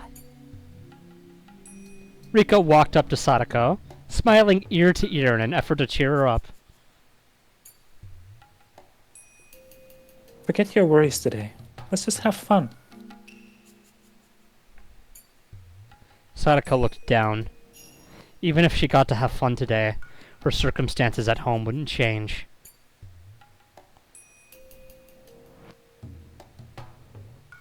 Sadako, your evil aunt isn't around. I know that.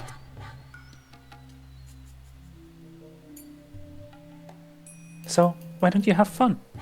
Nipa, star. Thank you. Nipa, star. Nipa, star. Oh, Nipa sorry, will but continue until morale improves. Oh, sorry, but I don't feel like it. Could you please leave me alone? Why aren't you smiling? Sadako sulkily glimpsed at Rika. She gave her a look, as though she wanted to say that Rika should know the reason. Even if she could have fun today, nothing would change between her and her evil aunt. No matter how fun the festival was, when she went home, her aunt would be there. The aunt would find something wrong with Sadako, get mad, and shout at her so loudly that the neighbors would hear. How can she have fun, even just for today, while knowing all that? Sadako didn't say that out loud, but her eyes betrayed her emotions to Rika.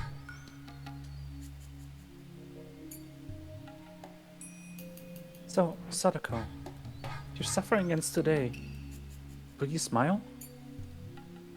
Sadako gasped. She thought that Rika might do something to help.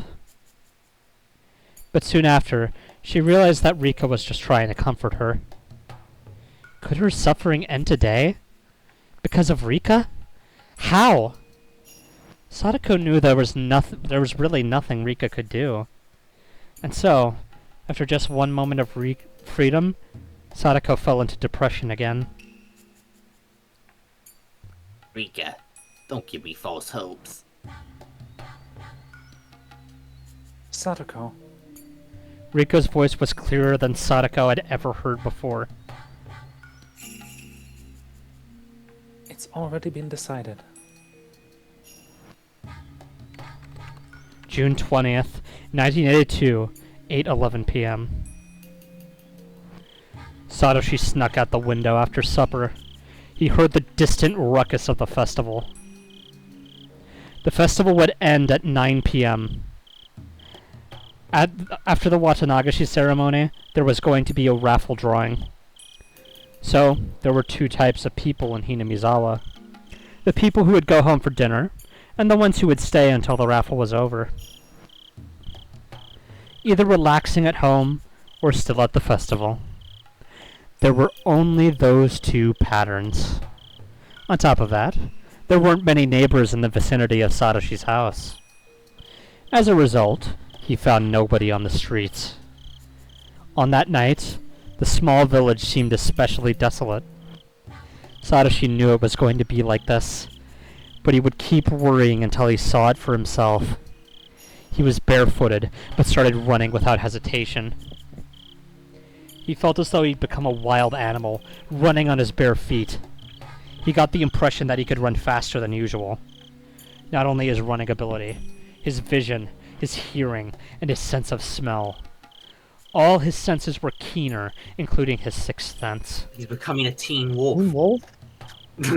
He could almost sense the presence of the people in the distance, if only when crouching like an animal.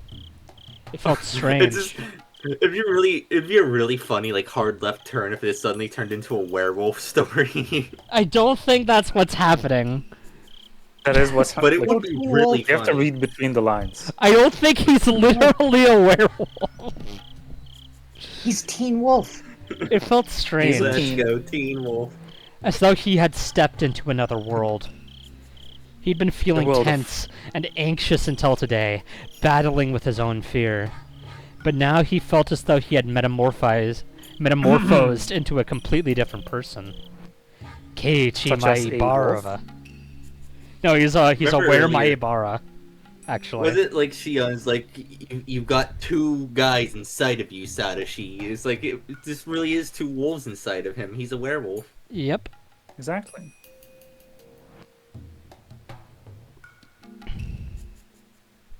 All right, everyone. Pick a lane. Am I? I'm going to explain how the raffle works. Please gather around the altar. The festival had reached its climax. The raffle was going to start. Both the women who were dancing and those who were waiting for the raffle gathered around the altar. This was the first time they'd held a raffle. The planning committee decided to hold one from this year onward to attract more people to the festival. At first, the prizes were things the committee members had donated, but Oryo, not appreciating how pathetic they looked, had thrown them away. Oryo took initiative and bought a brand new TV, a washing machine, a cooling fan, and other such things for the raffle. The committee wanted to keep it small initially, but it turned out big thanks to her. Oryo was upset because the committee members weren't enthusiastic enough, in her opinion. Some of the members thought it would be difficult to prepare prizes of equal value the following year, so this might be the very first and last raffle.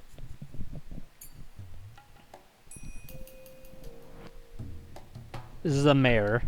In case anyone who forgot who this is. I just don't know if anyone had took him before yet. I mean, he's certainly had lines before. I don't think he's been Thanks super to you, main we have character. such wonderful prizes this year, Oryo-san. They must have cost a lot, didn't they? We can reimburse you from our budget. Oh, No, no point in reimbursing that. It was never about the money. It's no, don't say that. This raffle's all thanks to you, Oryo-san. It's not like I'm doing this all by myself. Don't be ridiculous. Smoke Pall Malls. The mayor, Kimiyoshi, was having a tough time pacifying Oryo. All of a sudden, one of the committee members burst into the tent in a rush. He looked upset, so Kimiyoshi had assumed that somebody probably got hurt in an accident. What's going on, Makino-san? Hope you're not having a heart attack. Kimiyoshi made a joke to calm him down. Makino, however, still looked tense. He whispered something to Kimiyoshi. Even without hearing the exchange between Makino and Kimiyoshi, it was plain as day there was bad news.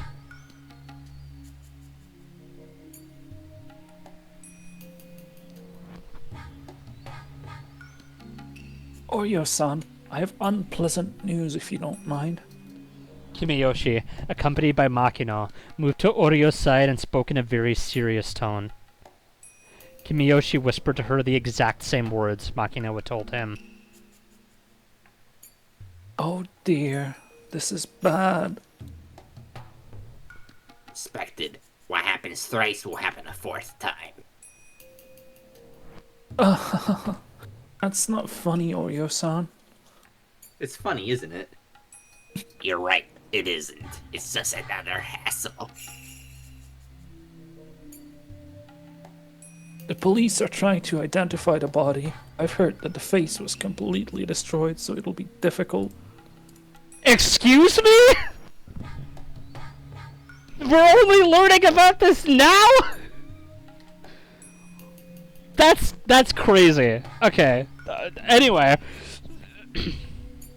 Oh, there was a murder on Watanagashi? No, Holy I meant the shit. part about the face being completely destroyed.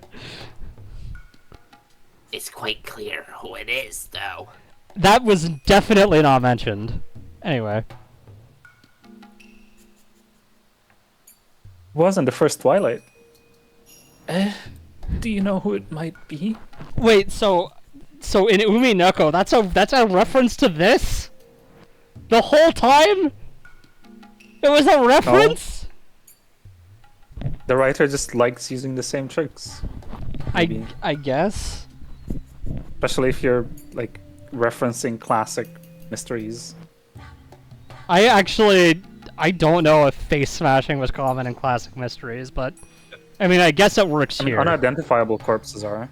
That's true, I guess. Mostly with fire, though. I don't think you see a lot of face smashing. Anyway, forgive my going insane, but that is quite the detail to bring up right now. Oryo glared at Kimiyoshi, then started chuckling. The her idiot. It must be some imputed lad who didn't come to the Watanagashi festival. People who respect Oyashiro-sama won't get involved in something like that. Oreo kept laughing. Kimiyoshi and Makino didn't know how to react to that. June 20th, 1982, 9:04 p.m.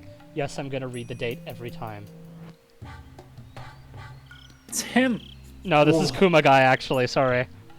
Okay. Was I Kuma guy? I think you were Oishi and I was Kimo guy, maybe? I thought I was Kuma guy. Just pick one. It's fine. This is merciless.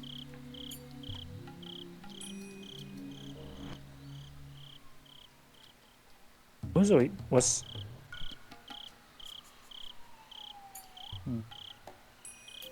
It's a Wishi. Kuma-chan, every death is merciless unless the dead wished for it. They have my condolences. How's it going over there? Did you find something that could identify the body? The forensic investigators shook their heads. Victim's wearing sandals and casual clothes. They must be from this neighborhood.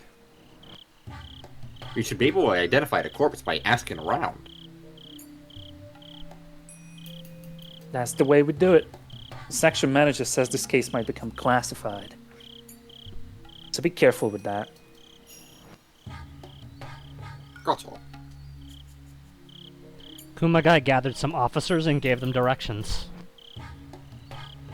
Dr. Erie has arrived. Doctor, it's over here. A young doctor got out of his car and headed in the victim's direction. Hello. I'm sorry I kept you waiting. I had to help with the raffle. You must have drunk a lot at the festival, Doctor. Are you sure you're sober? Maybe I should run a breathalyzer test on you, just to be safe. I'm fine. My assistant is driving. Clever, you. Hey, let the doctor pass. There was an area cordoned off with plastic blue sheets. An officer rolled up the sheet and let Oishi and Irie pass. The forensic people were taking photos from many different angles. The blood splatters and the bloody sandals were left untouched, marked with chalk, indicated with small alphabetized plates. I'm not used to seeing things like this. Irie took out a handkerchief and covered his nose. You should breathe through your mouth. Well, you might sense the smell visually, though. The body appeared to be that of a middle-aged woman. It was soaked in blood. It looked like a middle-aged woman because of the hair and what she was wearing. The reason why no one could be certain it was of a middle-aged woman was because its face was completely pulverized. This is brutal.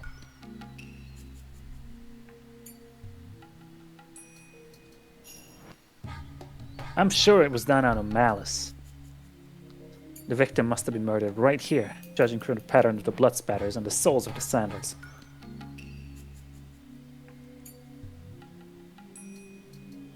And even though not many people take this road, the body's right in the middle of it. It's very unusual to see a culprit who would bludgeon their victim until their face was completely destroyed. Also, can you look at her arms? Oishi put on latex gloves and lifted the corpse's arm.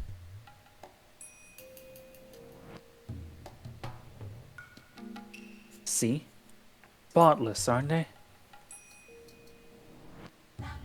Are you saying that the victim didn't try to protect her head? That there's no signs of a struggle? Right you are. I think the victim lost consciousness with the first blow. Then the culprit kept beating to complete the murder. The victim was probably lying face down at the time. Judging from the stains on her clothes. The body is face up now. The culprit seems to have flipped the victim over in order to smash her face, even though that by that point, death was sudden. Ellipsis. Irie looked like he was going to throw up, both because of the putrid smell and Oishi's reasoning. Smash in the victim's face is clearly a sign of a grudge in my experience. It's a very profound grudge, too. That means the culprit must be someone very close to the victim. I understand you didn't call me to resuscitate her. Doctor, do you know who the victim is? If you do, I don't have to waste time questioning the neighbors. Irie looked at the body once again. He looked away quickly and thought. Then, after a while, Irie left the investigation area without saying anything. I'm sorry. I didn't know. I don't know. Yeah. Are you sure? Oishi smirked and looked into Irie's eyes, as though Irie was hiding something. I'm not hiding anything. I guess you're still under the influence, Doctor. Maybe you'll remember when you're sober. Let me know if you do. Oishi tapped Irie on the back. The doctor, saying he wanted some fresh air, left the scene. Kumagai returned. Kumagai returns. Oishi-san, the section manager, is on the radio. The one in the first car.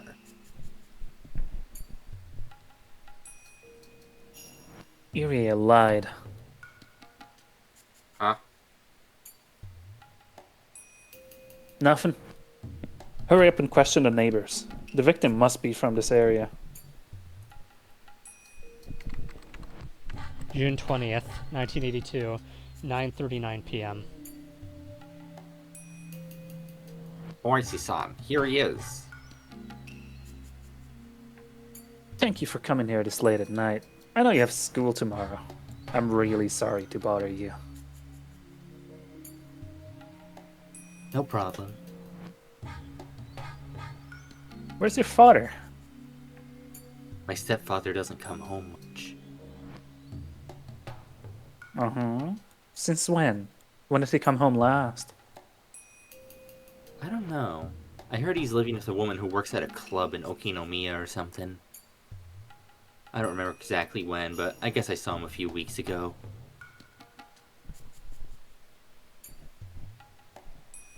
Uh-huh. Do you have your father's address? No. He's living with a woman who works at a club? Do you know the name of the place? No. I know it's in Okinomiya and that's all. What's your father's name? Teppei Hojo. Oishi signaled Kumagai with his chin, who nodded while taking notes. Were your mother and father getting along well? I don't know much about that, but I don't think so. I see. I want you to tell me honestly. Do you know anyone who might have been holding a grudge against your stepmother? I don't. Just lies, lies, and more lies today. Alright. Please let me know if you remember something. Here's my card. My number is on it. And I've got AC in my car. Okay. Hey kid, I got AC in my car. Wanna go for a ride? I might ask to see you again for further inquiries. And if you see your stepfather, please let him know that we want to contact him. Kuma-chan, drive him home, will you? Oh, no. I can go home by myself. Please. Let us drive you home. There's a possibility that the culprit who murdered your aunt is roaming around the neighborhood. He might get hurt too. Thank you for your consideration, but really, I'm fine. Satoshi tried to reject the offer, but Oishi and Kumagai insisted. In the end, Satoshi was forced to accept. He turned around to leave, when Oishi spoke to him as if he'd remembered something he'd forgotten to say.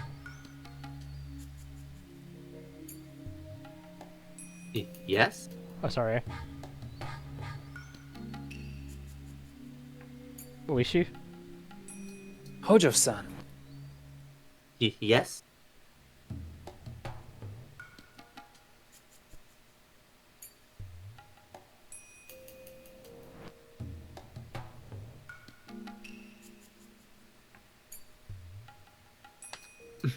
Oishi! Don't worry. It's no problem. We'll catch the culprit soon. Do you have any leads? Like what? Yes, we do. Sorry. Like what? That's confidential. Ordinary people might think that Oishi was trying to cheer the poor kid up with a joke. I did not think that even once during this conversation, actually. So I guess I'm not normal. Well, usually people get pretty worked up when they commit murder. Though, of course, there are some exceptions. What kind of evidence do you find when the culprit is worked up? When somebody's in a very excited condition, the body shows many symptoms. Sweat, loss of hair. Yeah, don't forget We to... often find the culprit's hair at crime scenes. Well, this is outside, so it's a bit different, but still. Clearly he should have worn a hairnet. Did you find their hair? I don't know yet. The forensic guys are searching the scene right now. I'm anxious to see what they'll bring me.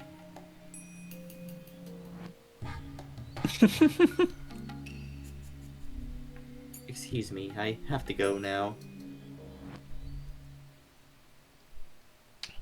Please, Kuma-chan, would you?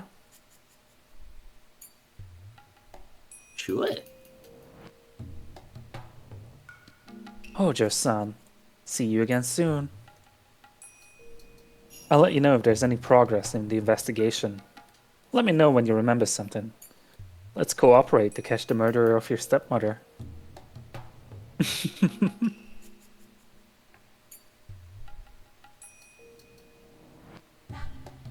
I'm getting this strange feeling that Satoshi might not be telling the truth. Nah, he's Not probably sure fine. why. He was just working, so he's tired. Yeah, he's just so tired, you know. It's been so hard for him, and you know, like I don't think he would like, you know, I don't think my little Scrimblow would do that. Sis called the morning after the Watanagashi festival to tell me that the curse had struck again for the 4th time. The victim was the evil aunt who was harassing Satoshi-kun and Sadako. Satoshi-kun's suffering should be over now, since the problem was with Sadako and the aunt's relationship to begin with. Maybe I should have celebrated, but I wasn't in the mood for some reason. Do the police have a lead on the suspect? Sis went quiet when I asked that. I don't know. Uishi seems to be questioning people in the neighborhood. He thinks the culprit is somebody close to the victim. Being identical twins, Sis and I think very much alike. If I suspected Satoshi-kun of being the murderer, so would she. Because of this, I didn't have to mention the obvious. Does Satoshi-kun have an alibi for that day?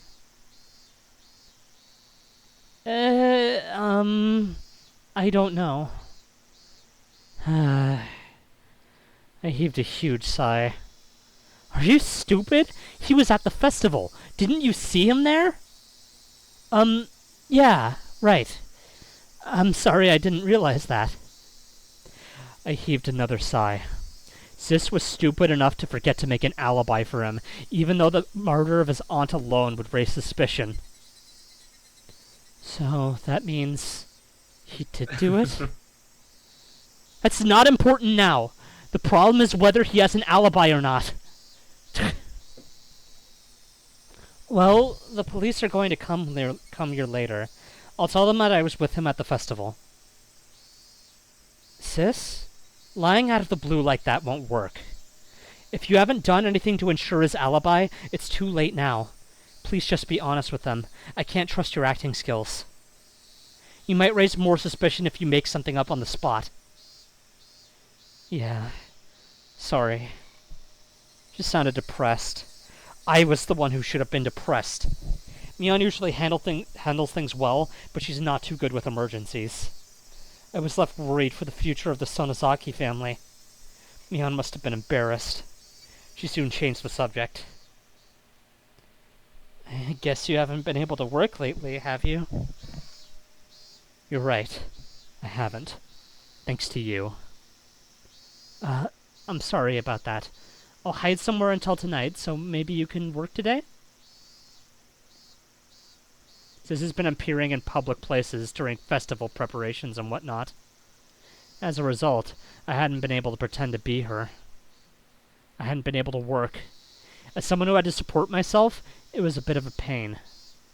To be honest, I didn't feel like working, but I couldn't afford to be sitting around either. When I locked my apartment door before leaving, the door of the next apartment over opened and Kasai appeared. Shion-san, are you heading out? Yeah, I'm going to work since Sis gave me enough time until tonight. Can you give me a ride?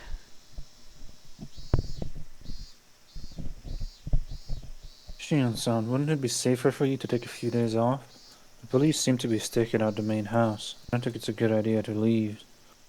I appreciate your concern, but I have to make money to survive. Kasai might suggest he donate money to my cause. However, I had sworn to myself when I started living here that I wouldn't depend on Kasai. While I don't obey anybody else's rules, I stick to my own. Kasai could tell that I was adamant in my decision. So, after repeating himself a couple of times as a formal procedure, he decided to give me a ride after all. Holy shit, Kasai is Ryukishi, guys! It's him! No.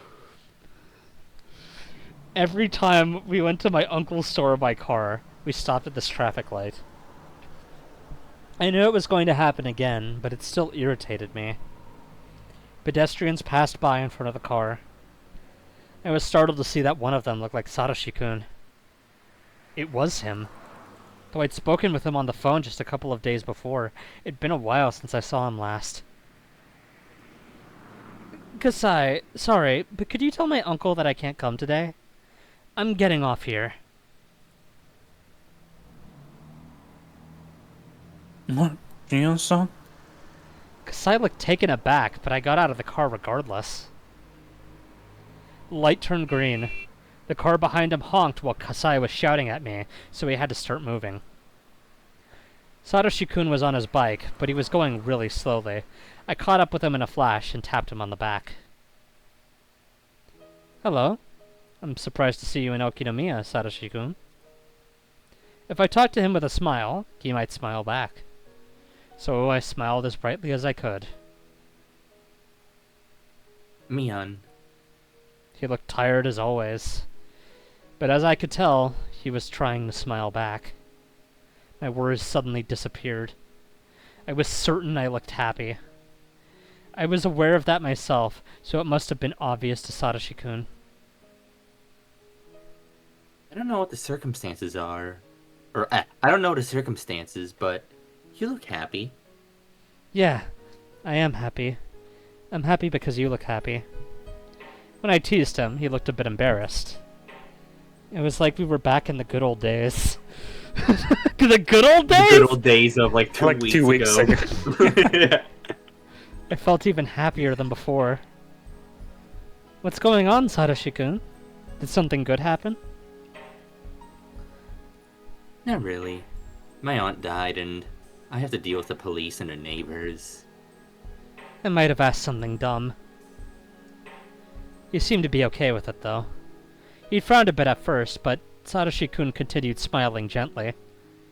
He looked worn out, but satisfied, like he had accomplished something great. He sure did! That was the mood I sensed from him. So, I was convinced. The one who killed that wicked aunt who tormented Sadako was him. I had absolutely no proof, but I knew it intuitively. So, I omitted all those questions. I knew Satoshi-kun's motive for killing his aunt, and how badly he was driven into a corner. I knew the environment and the situation he was in. And I knew Satoshi-kun's feelings. I knew all of that. So I omitted all of those questions. I wanted to celebrate his release from that curse, so I smiled like nothing was different and asked, as I asked, "Where are you going, Satoshi-kun? To work?" That's right. I have to make a stop before that, though. A stop? I have to make sure it's still there, otherwise I'll continue feeling really anxious. That conversation reminded me. The reason you started his part-time job was to buy Sadako a huge teddy bear. It was being sold at the toy store just down the street. I recall that the teddy bear was very expensive. Sadako's birthday was right after the festival. I wasn't sure what day, though. Wait, didn't he say he quit his job? Maybe he was going to greet his ex-coworkers and clean out his locker or something? Either way, he'll be completely free very soon. Maybe he hadn't been paid yet. That's why he wanted to check if they still had the teddy bear. Maybe he was only getting paid on Sadako's birthday. When he got near the toy store, he rushed to the display window. He looked relieved that it hadn't been sold yet. Good. Alright. It's still there. You've earned enough money already, haven't you? Why don't we reserve it? Hmm? You probably hadn't thought of that. He really did need someone to look after him. I looked into the display window over his shoulder. The teddy bear wasn't that cute, in my opinion. It looked huge and cramped in the middle of the store showcase. Really, it looked more like a display model than an item for sale. I don't see a price tag. Is that really for sale? How much is it? Yeah, I'm sure they sell it. What about the price? Does it fit your budget? It's alright. I already checked. Satoshi-kun thought I was teasing him again. He pouted and looked a little sulky. There's no problem then. Why don't you go reserve it now? Then you won't have to feel anxious anymore. We entered the store and looked for a clerk. Is anybody here? Nice. Maybe we can get it without paying. 100% off No, coupon! Mion. Stealing is Whoa. bad. Stealing You would download a rules! car, Mion. Hello! Federal agents who are watching this video. I just want you to know that I endorse stealing and robbery. Whoa. I'm just kidding. See? Bold opinions only on See? this channel. I'm just kidding, guys.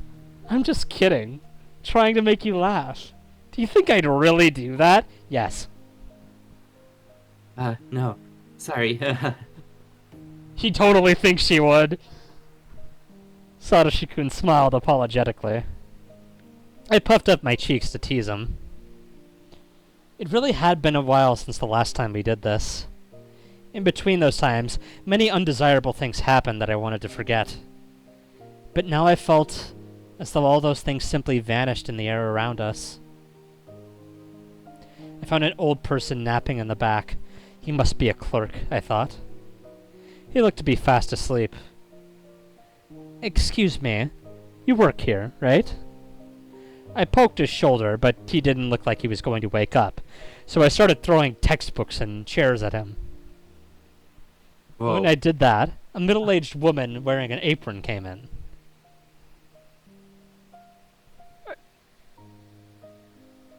Grandpa fell asleep again. We have customers. I'm really sorry, you two. He's been really flaky, you know. Pretty good voice. Yeah, that was pretty good. The middle-aged woman shook the old man awake and told him to go back to the living room. She went to the cash register after that. That was so embarrassing. So, how can I help you? I'd like to reserve something. That big teddy bear in the display window. Oh, that one? Are you sure? That one's really expensive. You know that, right? Yes. I think I have enough. He'll get paid really soon, so he'd like to reserve it. The woman looked a bit hesitant at first, but she eventually wrote down Satoshi-kun's name and accepted the reservation. Satoshi-kun received a slip of paper. See? You don't have to worry about the teddy bear anymore. Yeah. I'll get paid soon, too. I feel relieved now. So, I guess that does confirm that it was indeed Satoshi who bought it. Not that that wasn't obvious. He would have kept coming to check every day if he hadn't done this by now. He would have spent his time needlessly worrying. Satoshi-kun looked very relieved indeed. Should have done it sooner. Usually, people do that right away when they want something. It's very rare for somebody to not think of that. It's so very fun to tease him. Those painful days seem unbelievable now. Satoshi-kun looked like he'd forgotten everything that happened up until yesterday. Anyway, thanks. Satoshi-kun held out his hand to touch my head. Was he going to stroke it? I felt my face reddening already. Even before he touched my head, I felt tingly remembering the last time. I didn't care about the murder or whatever else happened. As long as Satoshi-kun had his freedom, everything would be alright. I'd be content as long as we could live happily from today onward. But Satoshi-kun's hand never reached my head. I slowly opened my eyes, only to realize that the situation had drastically changed. There were 4 men in suits blocking our way. It looked as though they had been waiting for us to exit the toy store.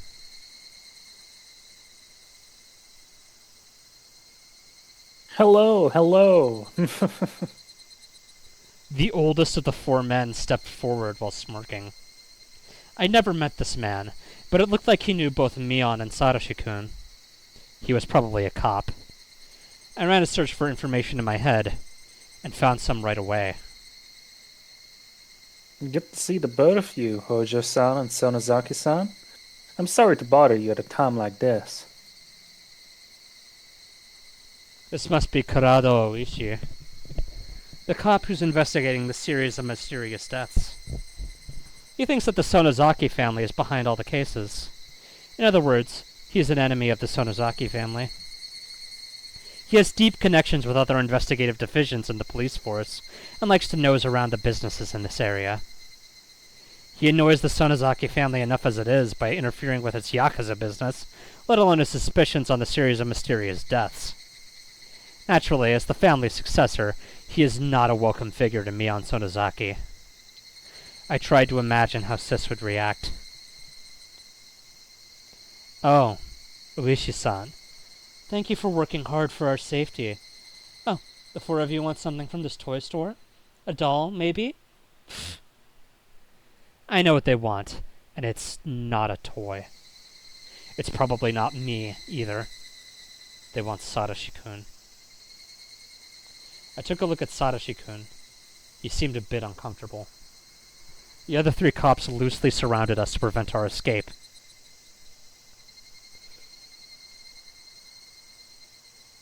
Hojo-san, I'd like to talk to you about something. What for? Are you taking him to the station? You don't have to go with them, Satoshi-kun. Let's get out of here. I pushed on his shoulder. but he just stood there, looking pale and bewildered. Bewildered? No, he actually looked resigned. Then, I recalled Sis's mistake. It's obvious that he killed his aunt from the circumstances. You don't even have to look over the crime scene. How could Mion have failed to create an alibi? That stupid Mion must have spoken to the police without making anything up at all. She must have told them that she knew where She must not have told them that she knew where Satoshi-kun was. If she hadn't done anything, the villagers wouldn't work to help her. It was just a matter of time until the police uncovered Satoshi-kun's complete lack of an alibi. The police were trying to corner him and lead him to confess. I looked at Satoshi-kun's face once again. He looked like a dead man. He probably didn't know he could refuse being interrogated. If he was taken to the station and grilled by Oishi, he'd confess in a minute. Somebody had to protect him. Nobody had ever been there for him. I had to step up now. But how? Would it be possible to alter what Mion had already told them, saying it was a mistake? That wasn't going to work. If I had more time, I'd come up with an excellent idea. But I didn't have that much time at all. To pressure him, the cops were drawing nearer. Satoshi-kun must have felt intimidated. He might end up turning himself in due to the pressure while I'm stuck trying to come up with something. I have to do something now. I have to say something. Otherwise, Satoshi-kun might give in. I have to save him. Oishi drew nearer. Satoshi-kun fell back.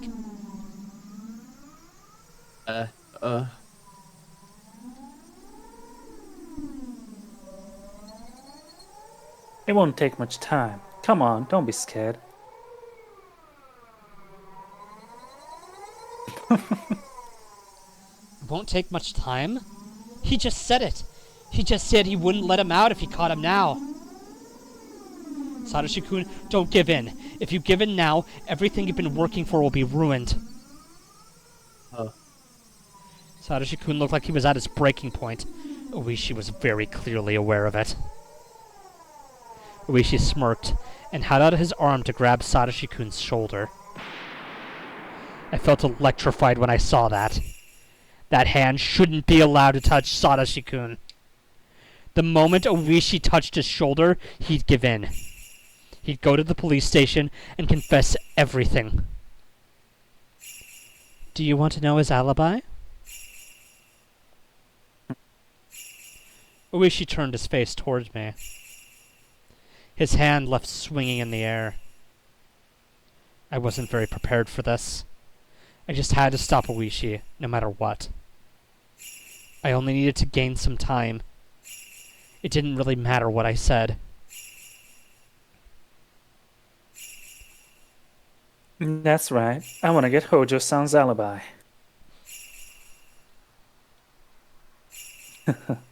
We must not be doing our jobs. We can't seem to confirm his whereabouts at the time of the crime. It's shameful, but we decided to question him in person. You don't have to ask him. I can confirm his alibi. Oh, really? That'd help. You already told me that you were at the festival that night, and many people can confirm it. It'd be easier if we could confirm that Hojo-san was with you. But I don't think you mentioned him at all when I questioned you last time, did you? Are you going to change your statement now? Even though no one at the festival saw Hojo-san, are you going to tell me he was with you? That's right. He was with me. Wouldn't that be enough? I know you were there with your other friends that night. I saw that myself. Are you still saying you were with him? Isn't that a little too hard to believe? Isn't it? Yeah, sure, Mion's the bad liar in this family. Yeah, definitely. Oishi approached me with a creepy smile. Was he teasing me because my excuse sounded funny? I didn't think so. He was frustrated due to being interrupted when he was about to catch a big fish. Are you saying that you forgot that you were with him? But just now remembered that you actually were Mion Sonozaki-san? I did get a little scared, but I couldn't stop myself. If I could save Satoshi-kun if I revealed my real identity. I was aware of the risk. Grandma would certainly capture me if I revealed it. I didn't think of the consequences after that. Notebook page 27. I'm not Mion Sonozaki. I didn't go to the Watanagashi festival in the first place. Huh? Satoshi-kun and I were talking in a restaurant in Okinomiya at the time. The name of the place is Angel Mort. You can confirm that with the owner if you want. Uishi was still smirking, but he apparently felt confused. What are you saying? If you aren't Mion, then who are you? I'm Shion Sonozaki, Mion's twin sister. Pleasure to meet you, Uishi-san. Uishi looked perplexed, like he didn't believe what I'd said. He frowned. I didn't know Mion Sonozaki-san had a twin sister. Are you trying to fool me? Not at all. Why don't you check my family register or whatever? Should I call Sis?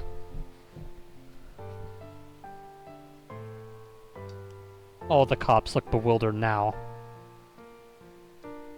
Mion Sonozaki-san? Yes, that's me. Is there anything wrong? Can you come with us? If you're testifying that you were with Hojo-san that night, I'll have to talk to you too. Sure thing.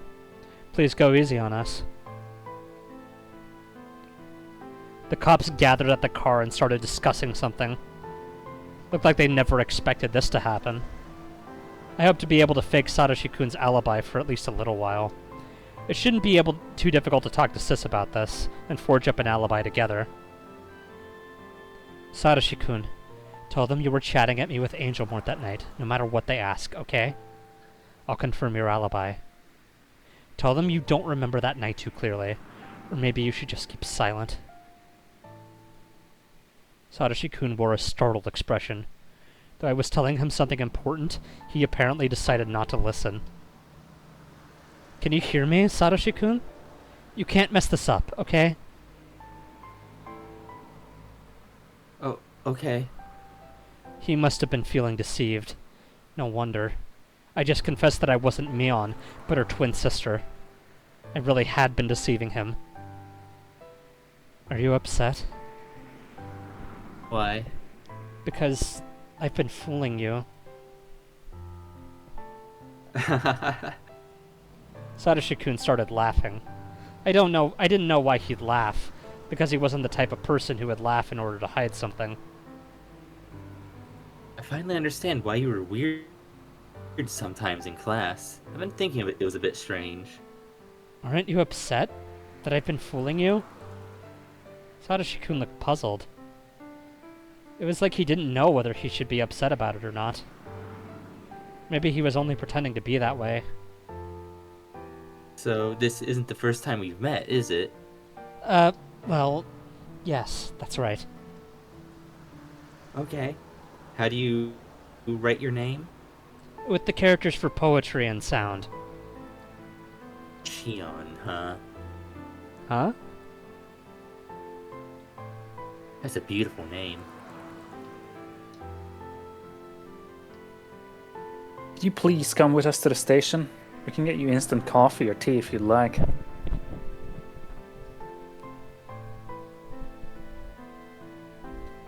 Alright. Well, we are over time, so I think that's a good place to stop. Yeah. Oh, that was exciting.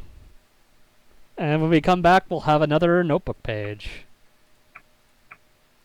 Oh. GG. Whoa. Absentee present, covered for a murderer. What do you mean? He was with us at Angel Mort the whole time. Anyway, goodbye.